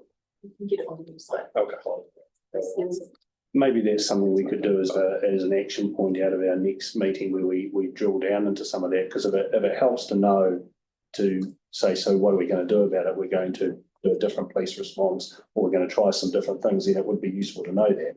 Because otherwise we might be trying to target an area that actually isn't the best bang for our buck. And the other question that was asked previously has been, are you recording incidences around emergency, social, or housing first housing? I don't know that we would be necessarily that direct, but those agencies probably have data, I would think. That's been one of the concerns that community have raised in the past, is they notice a really marked increase when like the emergency motels were set up in their neighbourhood. Right. I think probably with the use of the Official Information Act, you should be able to at least ask police what data they might have on there. I think they'd be open to sharing that, wouldn't they? Right. Has anyone made any Official Information Act requests around particular data? My understanding is that it had been, I think, I don't know, MPs or someone had raised it and it was being tracked. That was my understanding. In other roles, not community board capacity, when I've logged official information acts in relation to police, it's generally been pretty good. It may take a while, but that's just not, you know. So maybe before the next time I come to speak to the board, we could perhaps file something like that and see whether we can get some more specific response, if it helps. And then if I knew about it in advance, I could maybe provide some better commentary around, so what do I think about that? Yeah. Which might help us decide whether our outcomes are better. I hope I'm not sounding too defensive, because I don't defend the police to the nth degree, but I do to the extent that I've spent nearly 40 years in the police, and I want to think that the 40 years has been worthwhile. And that I think by and large we actually do pretty well, but we can always do better. There's absolutely no doubt about that. And I don't know if you want to discuss it now or today, but I know there's some concerns about this set up at the New Brighton Police Station, for example.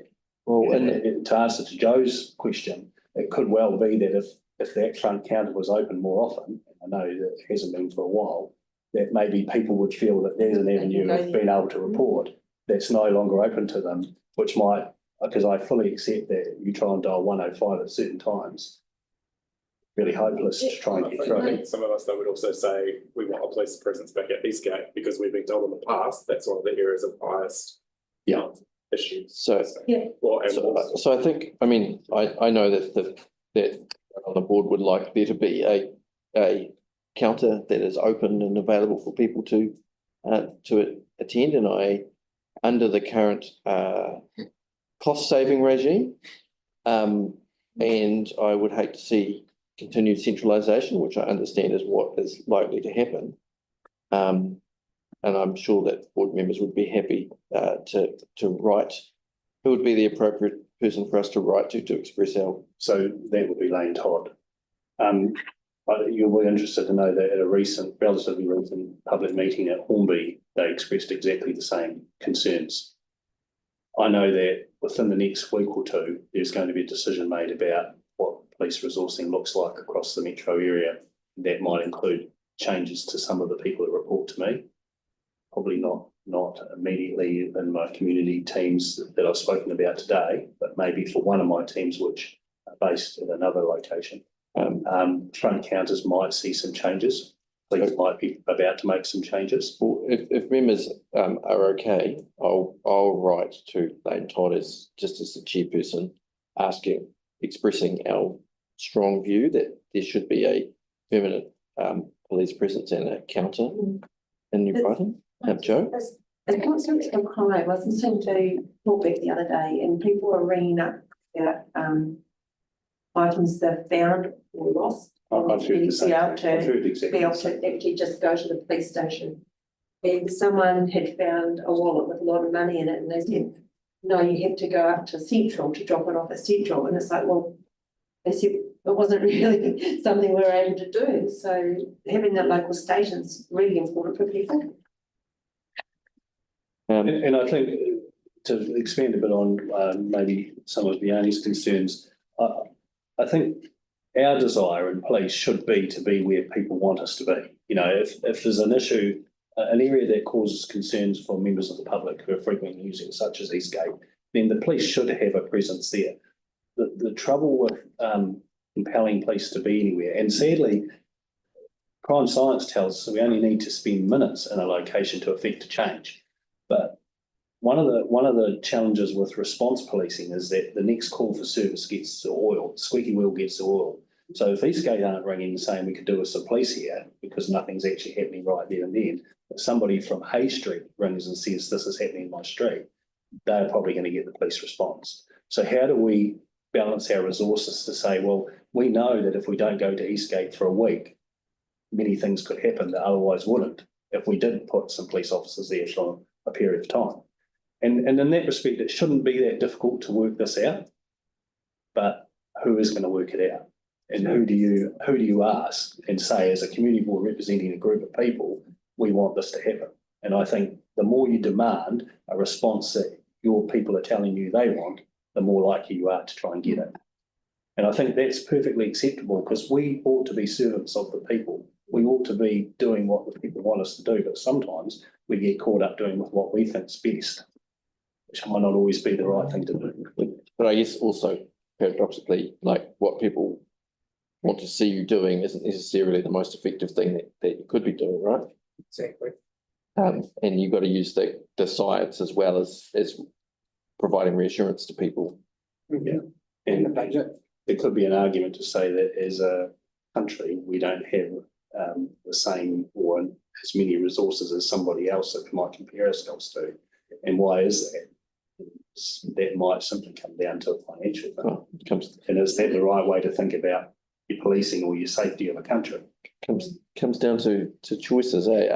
Alex hasn't asked a question yet. It's not a question, but it's more you, Chair. Could we perhaps, we're talking about financial constraints and potentially resources as well. I was wondering if, while we messaged Lane Todd, we could also send a message from the Chair to the Minister outlining our concerns about resourcing.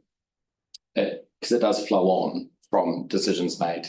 I'd be very happy to. So if the board's happy, I'd like us to also. And I would also go further and say that you've got Lane Todd, who's the Metro Area Commander, but you've also got Superintendent Tony Hull, who's actually the District Commander for this area.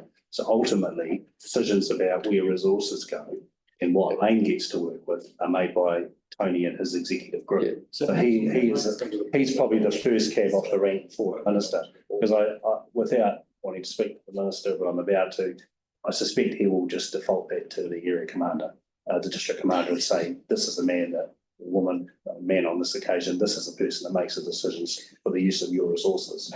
Yeah, although only has the resources he's given by the Minister. And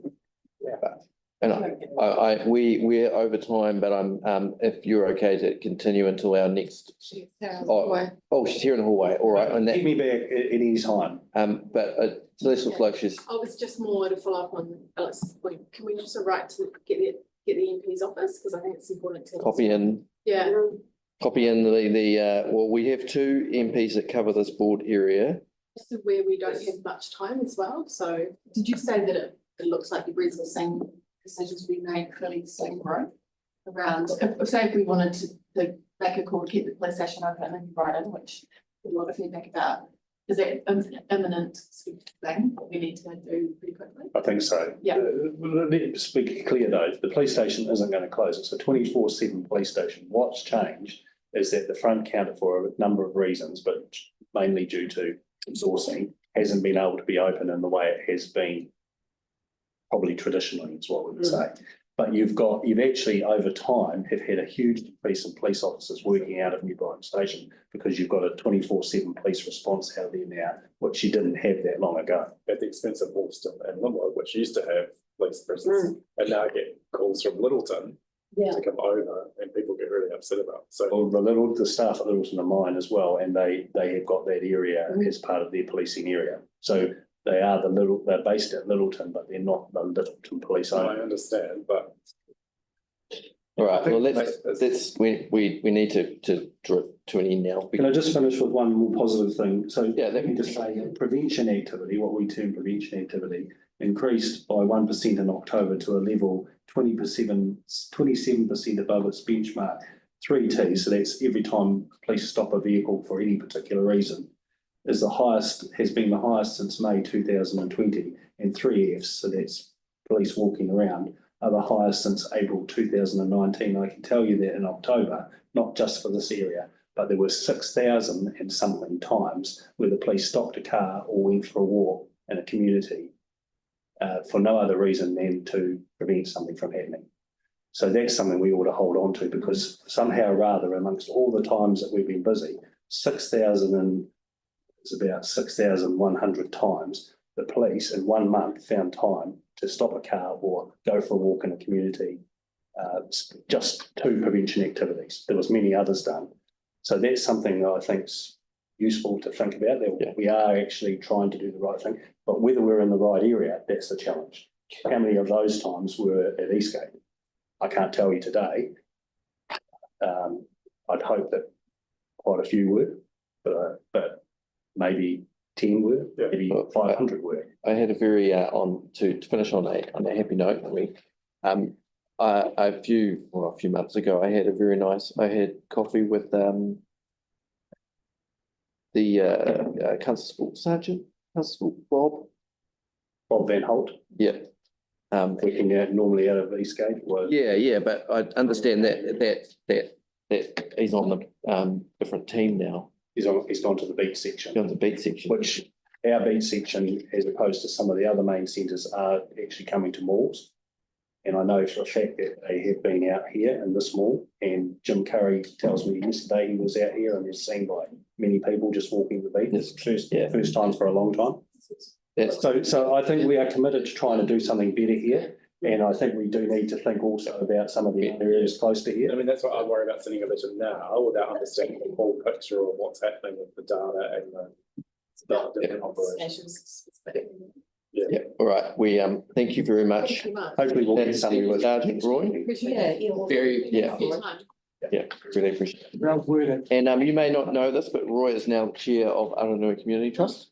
And I'm sure you don't mind me saying that he encourages you all to come to a firm. Yes, great event for this area.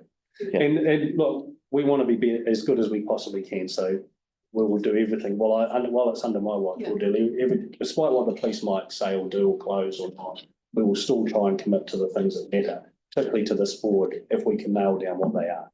Right. And I'm sure amongst us, we can do that.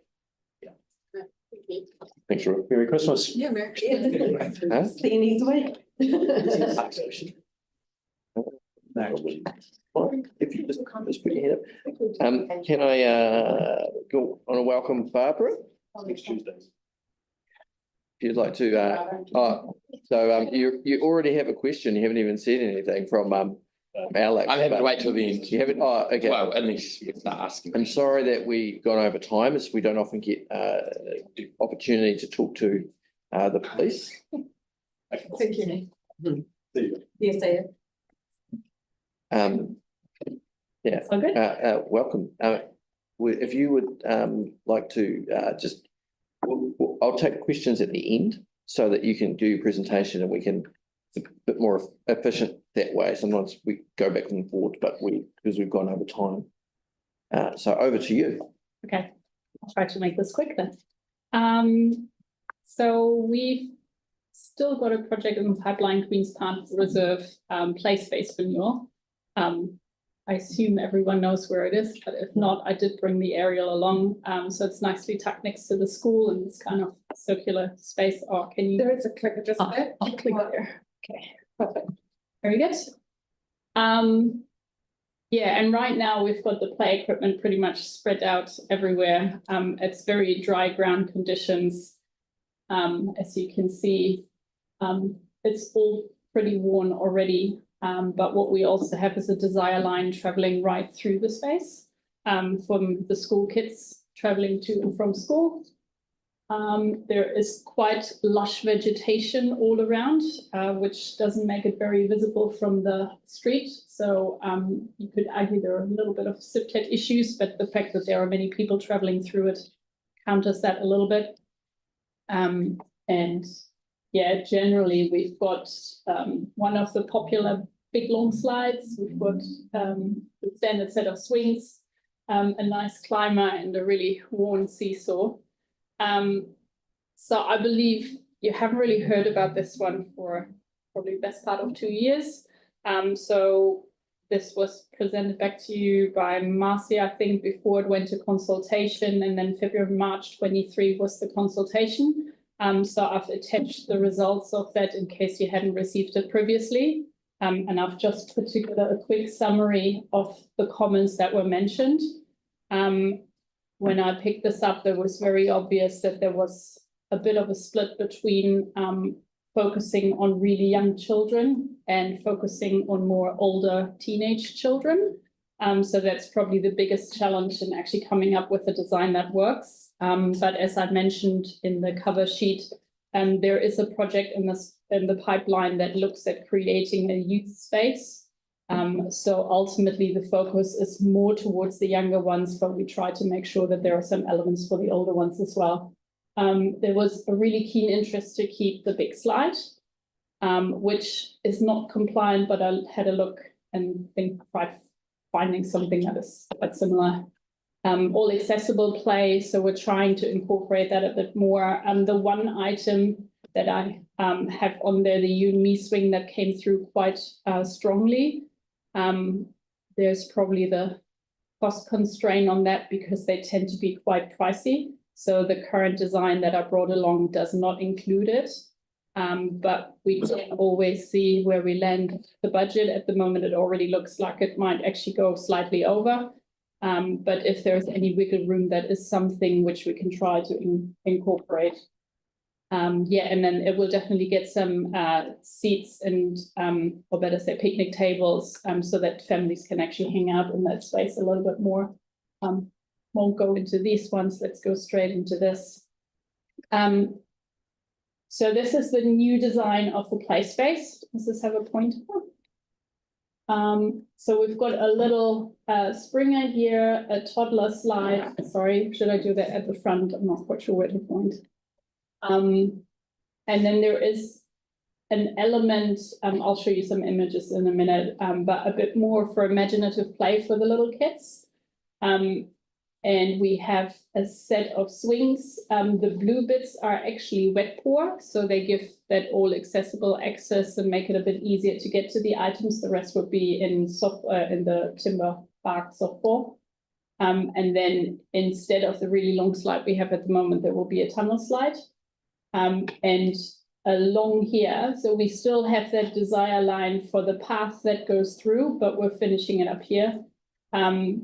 But it connects the picnic spaces and just makes the place a little bit more accessible. And then we have some nature play and like a little waka for more imaginative play here.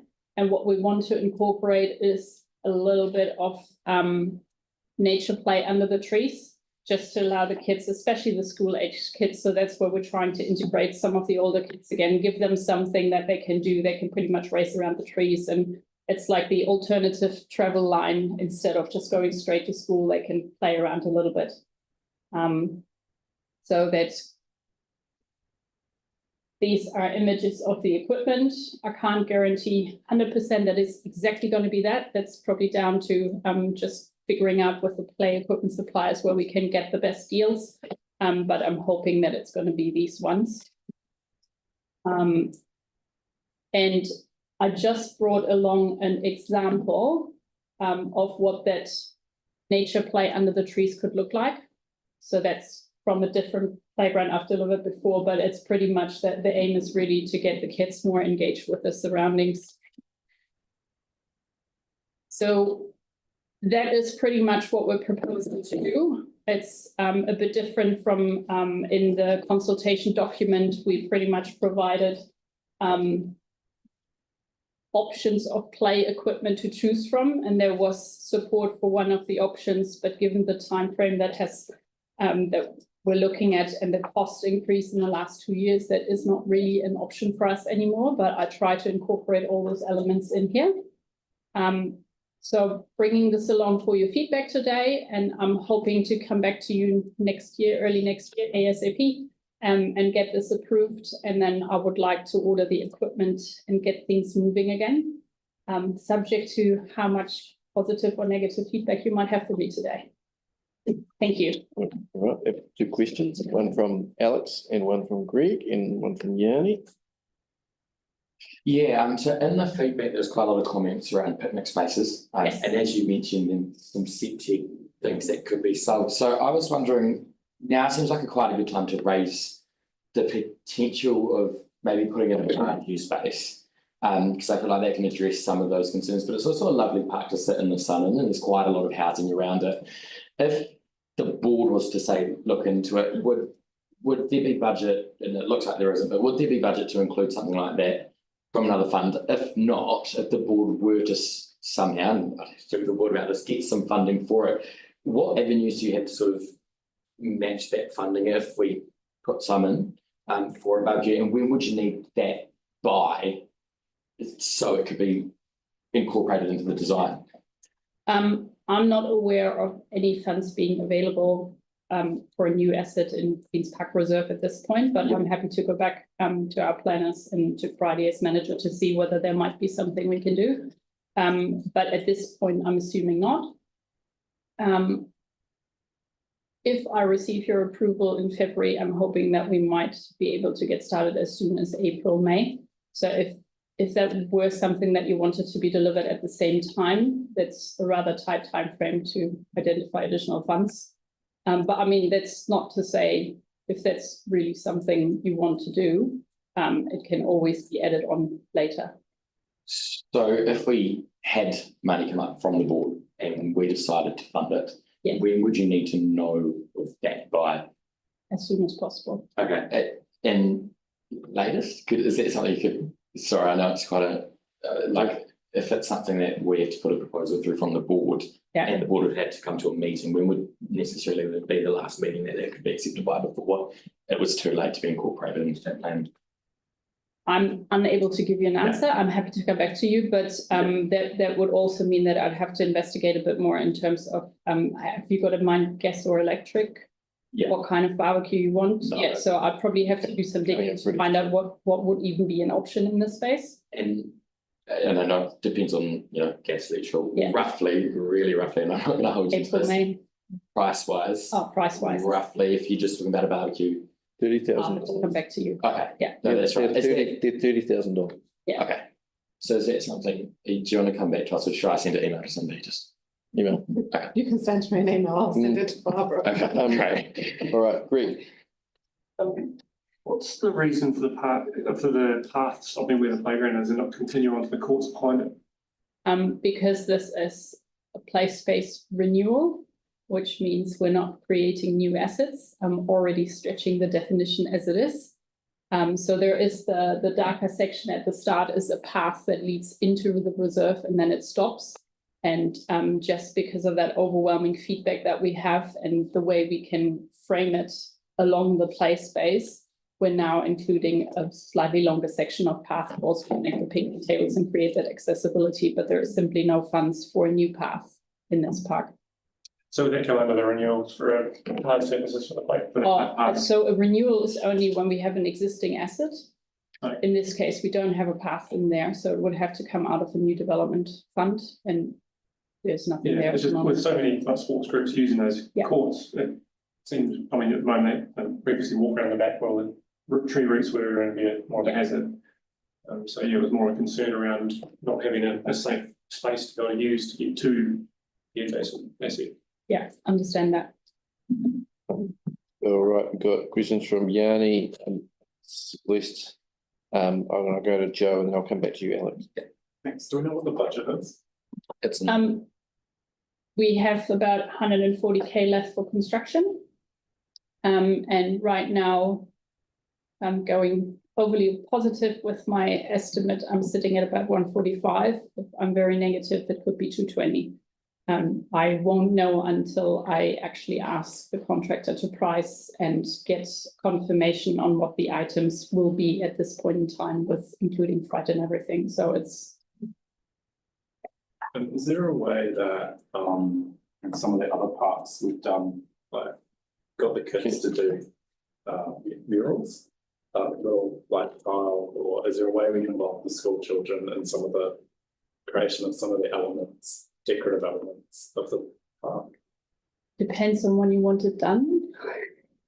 Generally, there are always ways to get the kids involved. But at this point in time, I'm not sure how much we can do. If you want to consider some elements of maybe painting some of the nature play elements, that's something that can be easily done if they want to apply some patterns or something to the logs. But other than that, at this point, it would be not easy to do and deliver it And sorry, at the end of the financial. I found the financial, so there's 140,000 on budget and you only might commit at 220. No, what I'm saying is I've got a rough cost estimate, and I think very positive thinking, we end up at 145, but the actual cost estimate came in over 200, and I just took a look at previous tenders we've received, and I'm hoping that we can bring it down to that. So there is still a slight increase, but I'm hoping we can manage it. But you don't know until you know. I don't know until I know, I'm sorry, yes. That's fine. Celeste? Thank you, it looks cool. I like the nature play aspects as well. I think that's quite a nice approach. Just wondered, when you look at a playground location, things like toilets and stuff, is that a factor, or do we have to kind of look at that through the board? So notice in the feedback, people are talking about the new toilets. I know you can't solve that through the playground, but is it something that you communicate with other teams?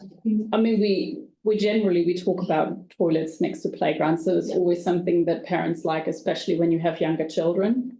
But yeah, in this particular case, I didn't really look into the detail because, as I say, it's a renewal and it wasn't really in the scope of this.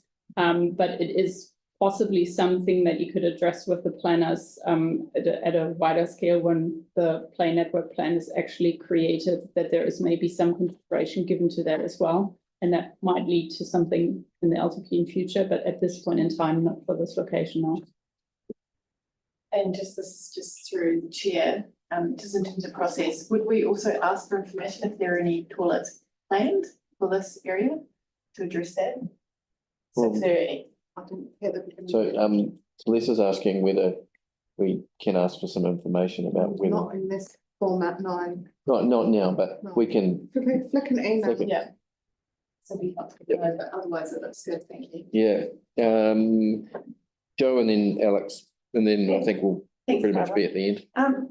So have you spoken to Jackie Bella? Because she did a whole lot of work with this years ago. Yes, I didn't speak to Jackie, but I know about the conversations that have happened in the past, yes. Okay, so you've been in touch with the school as well about this project? I haven't, because I've found the information that I needed on file. Okay.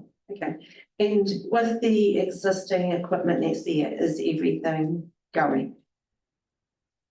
Sorry, how do you The existing equipment in the park? Oh, whether it's going, yeah. All of it Yeah. is beyond its use life? Yeah, well, that's the whole point of doing the renewal, yeah. I'm just wondering if any of it's been able to be kept. Oh, you got a big yard, eh? Slide.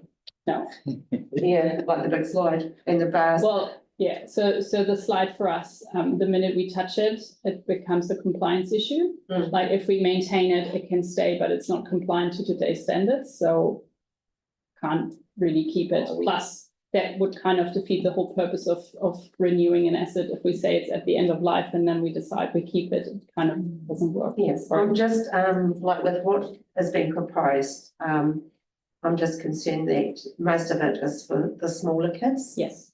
And if there was something that we could do with, like the walker, it looks really cool, but I would imagine that it could fill up with dirt and water and. Oh, it shouldn't fill up with water because usually. It's got holes in the bottom? Yeah. Yeah. Yeah. It's not gonna float if it's got a hole in the bottom though. Well, imagination. Yeah, but like whether there's the chance, like with, if we didn't do the play cottage in the walker, if we could make a bigger climbing frame. That's what I was trying to draw to earlier. So I mean, that's the whole point of having the big slide in there, to actually have something for the older kids and the nature elements. So the example image that I showed, it has a fancy playground right next to it, and the majority of kids, especially the older ones, are actually around those trees and racing around. So my take would be that they will actually find ways to engage with the space on a greater scale, plus that youth space being planned for FY27. So that will have a focus on older kids. So the idea was really to keep this more focused on the younger ones and incorporate elements that would also interest older kids.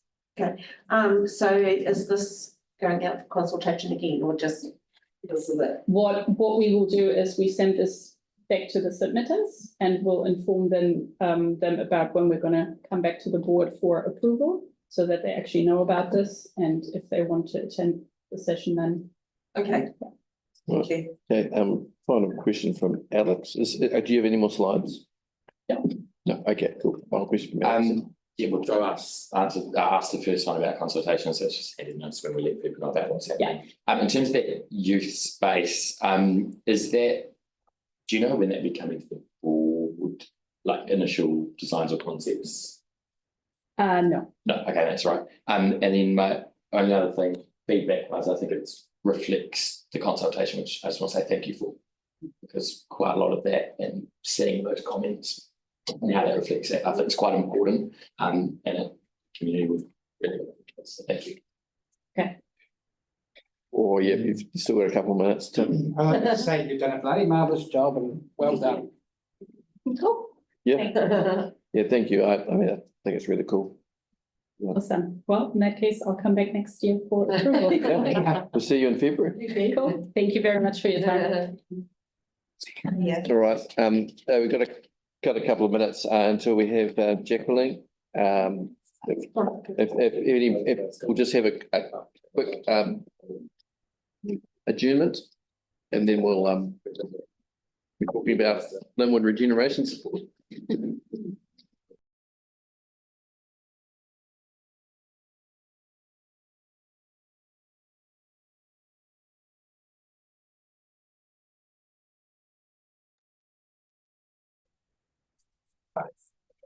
Just move them on this, Rachel, and then I'll get you to, we can pick up for the actual imaging.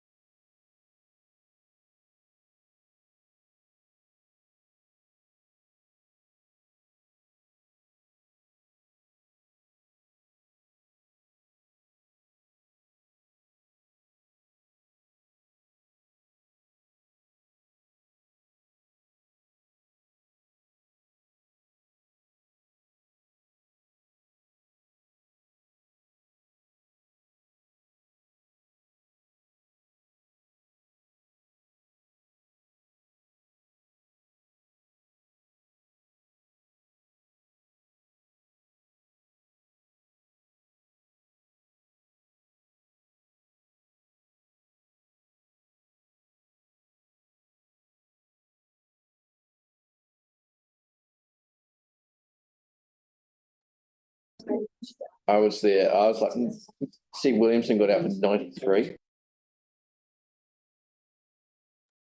Out of the 90s before. Right, we're greetings, Jacqueline. Hi, Hello, welcome to the Waitai Community Board. thank you very much. Cindy's got my presentation up.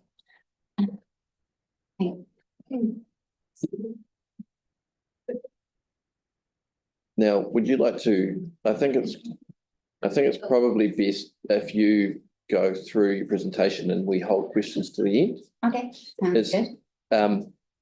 Just so that we get through it. Yeah. But you're welcome, if you want to pause at some point through and say that you can take questions, you can do that too. I'm happy. Okay. Awesome. So thanks all for being here today. I'm Jacqueline Chester and I'm in the Urban Regen team at Council. So focus of this presentation is, as it says on the screen, the Linwood Regeneration Project and the framework for the project that we've shaped up after a lot of research and discussions with staff right across Council and others already working in the community. So to explain the origins of this work, we know that Linwood needs our support. There's both strategic direction and technical information which signals the need for Council to do something in this area. So some of these factors are highlighted there. So the first directive from the Greater Christchurch Spatial Plan. So this has identified the Eastern Regeneration Area. So that's the green oval blob there as a priority area within the wider sub-region. So as the diagram shows, Linwood's located to the western end of this priority area.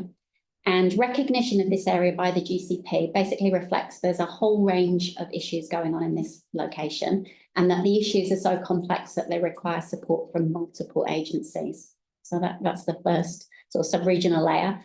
At the council level, the Waitai Christchurch Planning Programme was recently approved. And that's the programme that establishes all the local area plans that will be coming forward. So Linwood has been identified in that and also in the City Growth and Property Activity Plan. So Linwood's actually been a priority since way back sort of 2020 when they did all the heat map work, looking at the issues there. So finally, this project's getting on the board. So in terms of the good stuff, looking at this first of all, won't be a surprise to you guys, but Linwood has got many of the correct ingredients which make up a vibrant and flourishing neighbourhood. So I've highlighted some of them there. So that the location, really close to the central city. In terms of the green space, we've got a whole range of reserves. There's some issues with these reserves, but in terms of the amount of green space, it's got ample there. Good new assets. So the college is over 1,000 students enrolled there, and you'll know that the Linwood pool has been really popular with the community. Looking at it in terms of the potential, development potential, you can see that some of the factors there that I've highlighted. If you were looking on paper at an area to invest in, Linwood would tick a lot of boxes for those reasons there. So heaps of potential, but there's still a lot of issues to look at. So moving on to those and the way we've begun to look at that. We've started to build the framework for this project by using what we call the Great Neighbourhoods Assessment Tool. And it's a regeneration, urban regen tool that we've used in other area plans that we've worked on. So it basically has 5 themes that we use to assess an area, and we recognise both the strengths and the weaknesses in the neighbourhood. So in doing this, we can pick out some particular threads where Linwood's scoring poorly. So I'm going to run through those briefly. So starting with the secure and thriving land uses. So this is basically the economic well-being of the neighbourhood. And the low score here is largely due to the commercial centre, so Eastgate, performing poorly.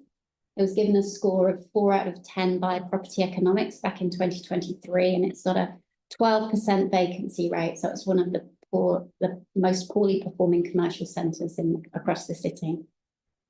The teal area to the right there, the strong sense of community. The poor scoring here is largely due to Linwood's identity, often being associated with negative perceptions of the neighbourhood, both perceived and real. issues around crime, safety, social housing, proliferation of fast food outlets, etc. So that all comes to sort of it affects the perception of the community. The blue area looks at housing. So Linwood's actually had a significant growth in multi-unit housing. Some issues have come with that, but it does offer scope for more investment as there's an area of high density zoning and a market for social and shared ownership type opportunities in particular. What it's called the easy and enjoyable to get from A to B is really about connectivity and travel. And this is largely due to the poor pedestrian and cycle connectivity across the neighbourhood, but particularly around Eastgate and across Linwood Ave. You'll probably recall the Healthy Streets programme when we began to do an assessment, and Linwood was scored the most poorly, so it was the highest priority for this programme, but the changes in funding meant that unfortunately fell through. So those issues haven't been tackled yet, and it remains a priority.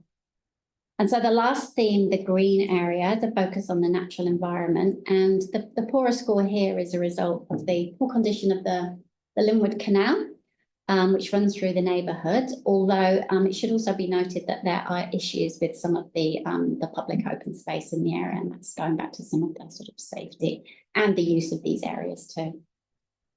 So looking at the framework for the project and how we've begun to work through from those regeneration themes, basically we've begun to think about the project outcomes, the locations and the tools that we'll use to achieve these outcomes. So in reality, the what, the where and the how. A few things to note before I show you how we're doing that. Firstly, the potential outputs, which I'm going to note are council's levers. There's heaps of challenges in Linwood, but many are outside our work.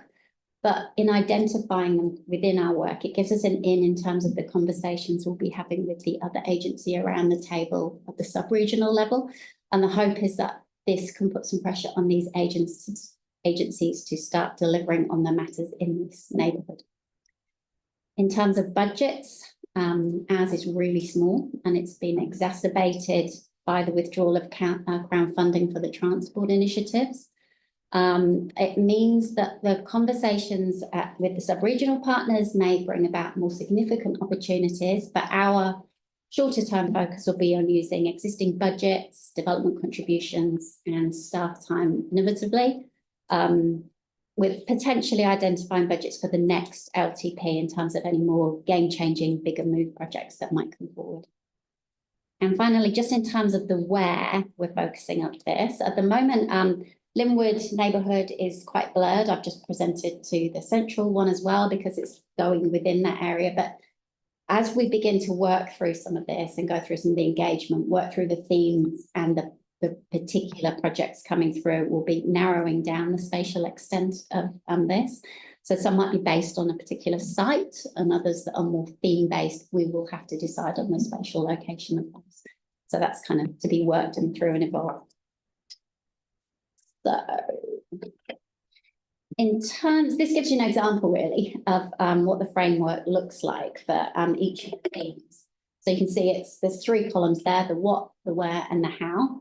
And this one here is about the natural environment.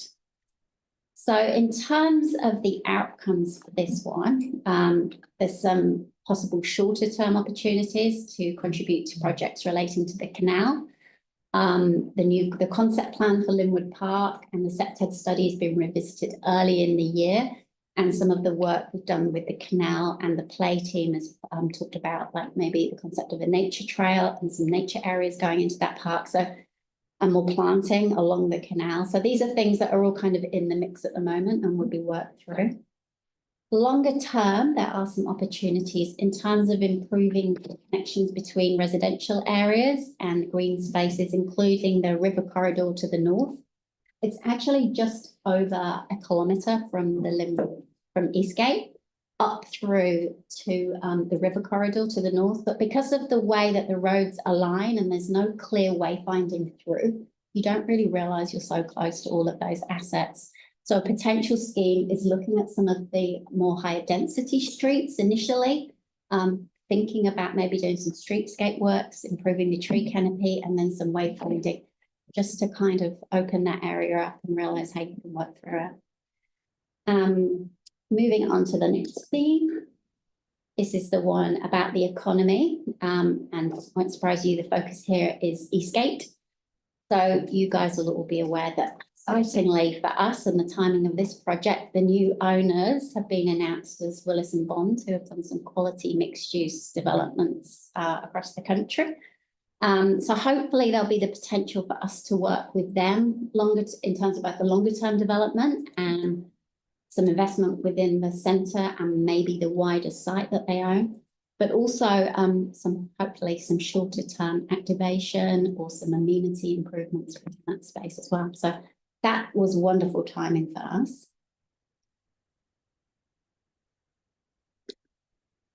So the third theme is about the community one, and it's I think you'll appreciate it's one of the most challenging ones for us here. So as I alluded to, the social issues in Linwood are both perceived and real. They affect both the immediate community and hinder the opportunities that the area offers, for example, potential investment. Going back through some of the more recent surveys that have been done, also even about residents being unwilling to use the assets that are here, such as the parks, because of safety fears. So it's obviously a complex issue and really relevant to the conversations we'll be having with the GC partners, given that their remit was that they're going to areas that are complex issues and they need multi-agencies around the table. But in the meantime, we will be continuing our conversations with those developing projects in the area and helping to build a positive picture of some of the opportunities here. There's already a whole raft of projects going on, the Weaving the East project, the Linwood Canal placemaking activities. So we will seek to build on those and make some connections between them. Just about Weaving the East, I think. I don't want to go into this in any extent because we've only got a short period of time, but I think it's really important that Weaving the East and this are like that, because there's double up here. Yeah, I agree. Maximise the use of resources to help our community. Yeah. But I won't go any more than that. Just wanted to say that at this point. No, right. Agreed.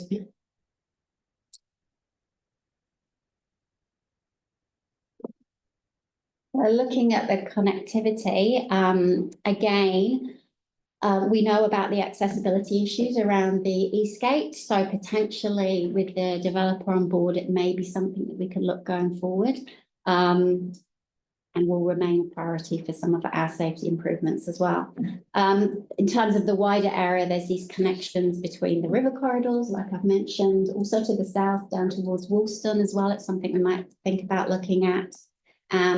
And putting these on the back of trying to lift other projects that are going on, maybe in terms of housing outcomes and things as well. And finally, the theme about housing. Like I say, there's been strong multi-unit growth in pockets of Linwood. But we also know that there's a market for a wider range of housing outcomes here as well. So hopefully some of these projects that we can begin to do that will make improvements in terms of things like the tree canopy cover, etc., will also help catalyse some of the housing potential projects as well. Oh, just to note that in terms of that high density zoning, Monday will be the date, the decisions on that. So we'll know the scale of how much high density is going in. Sorry, That's okay. I'll hold my question. Yeah. Okay. So as I mentioned, the project is going to involve partnerships both internally, so across all the council staff, and externally, and it will build on and complement all the work already going on in the east. Conversations about this eastern regeneration priority area is going to include agencies like Kaingaora, Wakakatahi, the Ministry of Housing and Business. And because of the complexity of these issues, it means that their involvement is going to be crucial. In terms of the funding, as I said, the project's going to need to adopt a multifaceted approach. The quick wins we'll have in our existing budgets, but the longer, bigger projects will need to go forward for LTP funding. And I do think it's actually important to note too here with some of these sub-regional agencies, I think you'll know that a lot of them have had their budgets and their work programs slashed recently as well. So things are going to be challenging in that respect as well. This next slide basically just illustrates the process in terms of the conversations we'll be having around this future work. So we will be carrying on with this project, but the GCP actually sits in council right next to the urban region team. So all these conversations will be aligned and the messaging we'll be putting to them about Linwood being a priority will be really important here. So in terms of the next steps, once we've had the feedback from both community boards, the idea is that we'll brief council in an information session.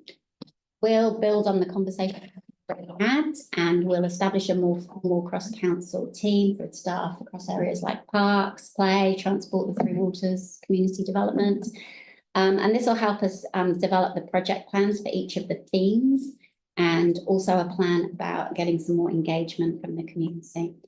So a key aim there will be looking at the existing projects that are going on and thinking about them holistically in terms of opportunities to make connections between them or add value to these existing ideas. The budget's small, so we've got to be smart here. So that's all from me. A bit of a short one, but I'm be really keen to hear your questions or feedback.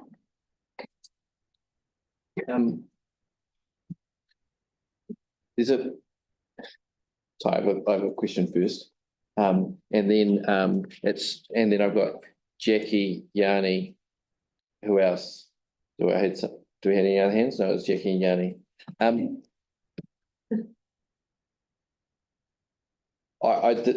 get me wrong, it's great. It's great that we are looking at doing this stuff, and I'm all for it. It's just we've just been through quite a lengthy process of coming up with the Weaving the East, and then we've got an inside council. There's an E team looking at the East and all this kind of stuff, and this seems to have come out of left field. And I'm just like, I'm trying to understand how it relates. You don't have necessarily to answer that, but I just want to give that that caveat. I have a specific question around Eastgate now, and how Eastgate has been, got a new owner. But are you thinking / hoping that they'll be looking to develop the site more than what it's currently developed? Andrew Bailey has been talking to the owners already. So Andrew does a lot of. Is your mic on? I haven't switched it off. That's all. Okay, yeah. Just lean forward. Yes. So Andrew Wheely at council does a lot of work with developers. He's waiting to have a meeting with them, but I think we can say that we feel like the quality of the people that have come in and purchased Eastgate is positive, and that yes, we will work with them. We are hoping that things will happen. They just took settlement on Tuesday. Yeah. Yeah, it's very early days. Very early days, but exciting. All right, that's Yeah. I will take that. Jackie, then Yanni.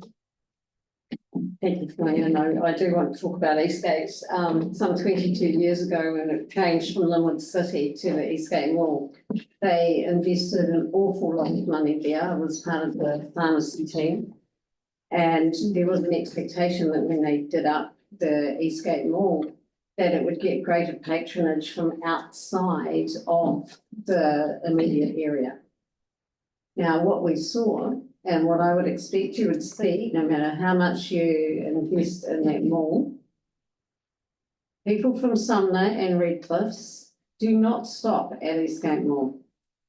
And they will not stop there. It doesn't matter what you do to it, they will not stop there. They will continue to drive past. And I've had people from all over the city that will say to me, it doesn't matter what you do to that mall, we will never set foot in it. And that is because of their perception of the people that live in the area that they don't want to shop with. So what is being put in place to actually attract people that don't currently shop at Eastgate to go to shop at that mall? What are they going to do that is any different from what was done 22 years ago? The outcome of what they did was we got the biggest warehouse, we got the biggest farmers store. Farmers will never go to Eastgate again. Helen Steins will never go to Eastgate. Glassons will never go to Eastgate.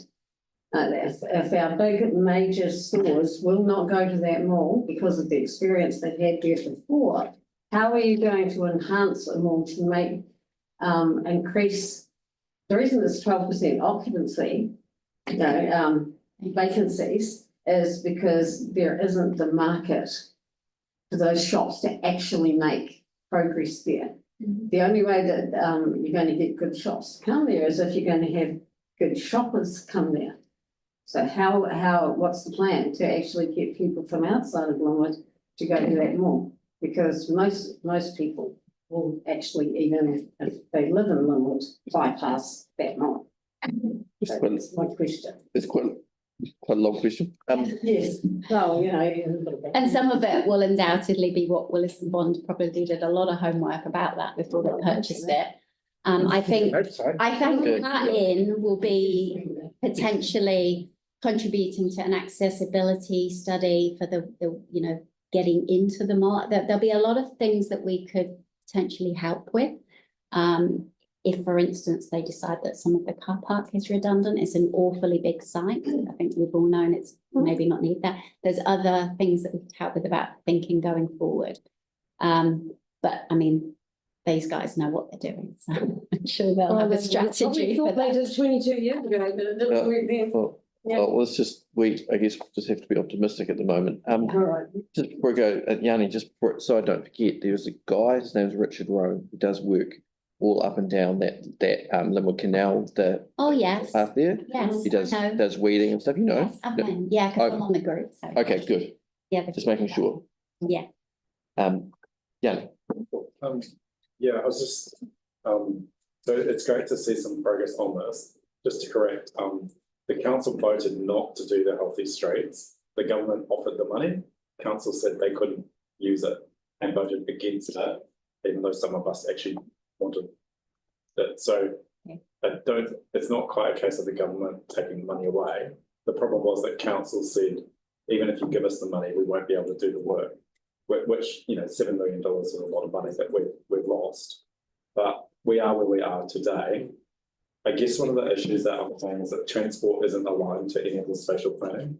So we've just had like the Chelsea Street presentation, and there's no cycle connectivity.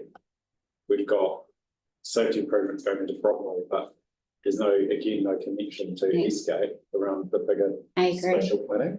So I'm just trying to understand how, as a council, can we get where we do have projects looking at enhancements to streets or safety or amenity, how do we get that incorporated into the bigger picture of how that area connects? Because we haven't seemed to be very good. We don't seem to be very good at it. And I'm just wondering if there's going to be a discrete spatial plan as an outcome of this work that would actually help us do that. This is one of the objectives of that piece of work, is looking at it a bit more holistically about what's going in. So one of the first things that we'd like to do, if this gets the tick off, is to get everyone from all these teams that have been doing transport bits and pieces to basically map what's going on and how these connections are made. So it's looking at it a little bit more holistically, which is what all of our local area planning programs will be about. They'll be looking at the green space, the blue, the networks, the transport networks, the housing, how you get to the shops, all of that thinking together to stop it being quite so discrete. So I think the problem is there's a timing issue. So some of the big decisions are going to be made around transport projects ahead of you having any plans in place. It is the timing for this is what it is. Unfortunately, it's the same with the other local area plans where things have happened. Like now we know that Eastgate, there's new developers on board. We have flagged that with some of the streets surrounding that where projects have been put forward. So like one tangible thing is if we could get the consent for Eastgate, and I don't know where it's got to, I don't know if there's been extensions applied for, but a couple of years ago they did get consent to do some pretty massive development. Is there a way that the board and the transport staff can actually talk to the planning team within council and understand, just to give you an example, one of the things that was really shocking for the community was Environment Canterbury saying they didn't care that bring through didn't have capacity for a bus to go through, right? And then we've been trying to get better bus stops. We want a public passenger transport hub like Riccarton But we're always told, you know, for whatever reason, it doesn't work, but now there's an opportunity, so how can we? Yeah, I mean, I'm really excited that we're finally here, just trying to understand.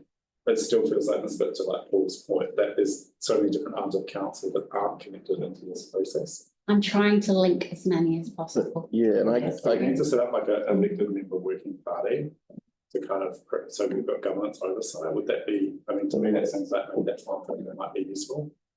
I, And that's it. no, I can't answer that. no. So it's one of the just questions that involved, because I was quite struck by they've been told to go and do the Littleton stables. And I keep thinking like the areas that they're working in are not the areas that have the highest deprivation or the areas that have the greatest opportunity for getting some better outcomes. They're areas that sometimes it feels like the squeaky wheels are the ones that have demanded their attention, and therefore that's where they go. And I don't quite understand. No, Christchurch and Z won't be working on Linwood. That's a council project, but at the sub-regional level, Linwood is part of that area that's been identified. So in that respect, I think it's timely and it's potentially got more clout than it had before because it's a sub-regional priority area. So Linwood falls within that. So we can hope that might bring forward. We've got two people with other questions, but thanks, Yanni. We've got Greg and then Celeste, and then we will be over our scheduled time. But I do want to note that I think be good to have a discussion with you and the community governance team in terms of how this, which is good, don't, you know, like that all this is good, and Weave in the East come together. Yep. And then see what we might need. How we might be able to make sure that that's all integrated together. But Greg. Yeah, who do you see as being the person that could lead bringing all the projects together? Because as we just spoken about, there's about 12.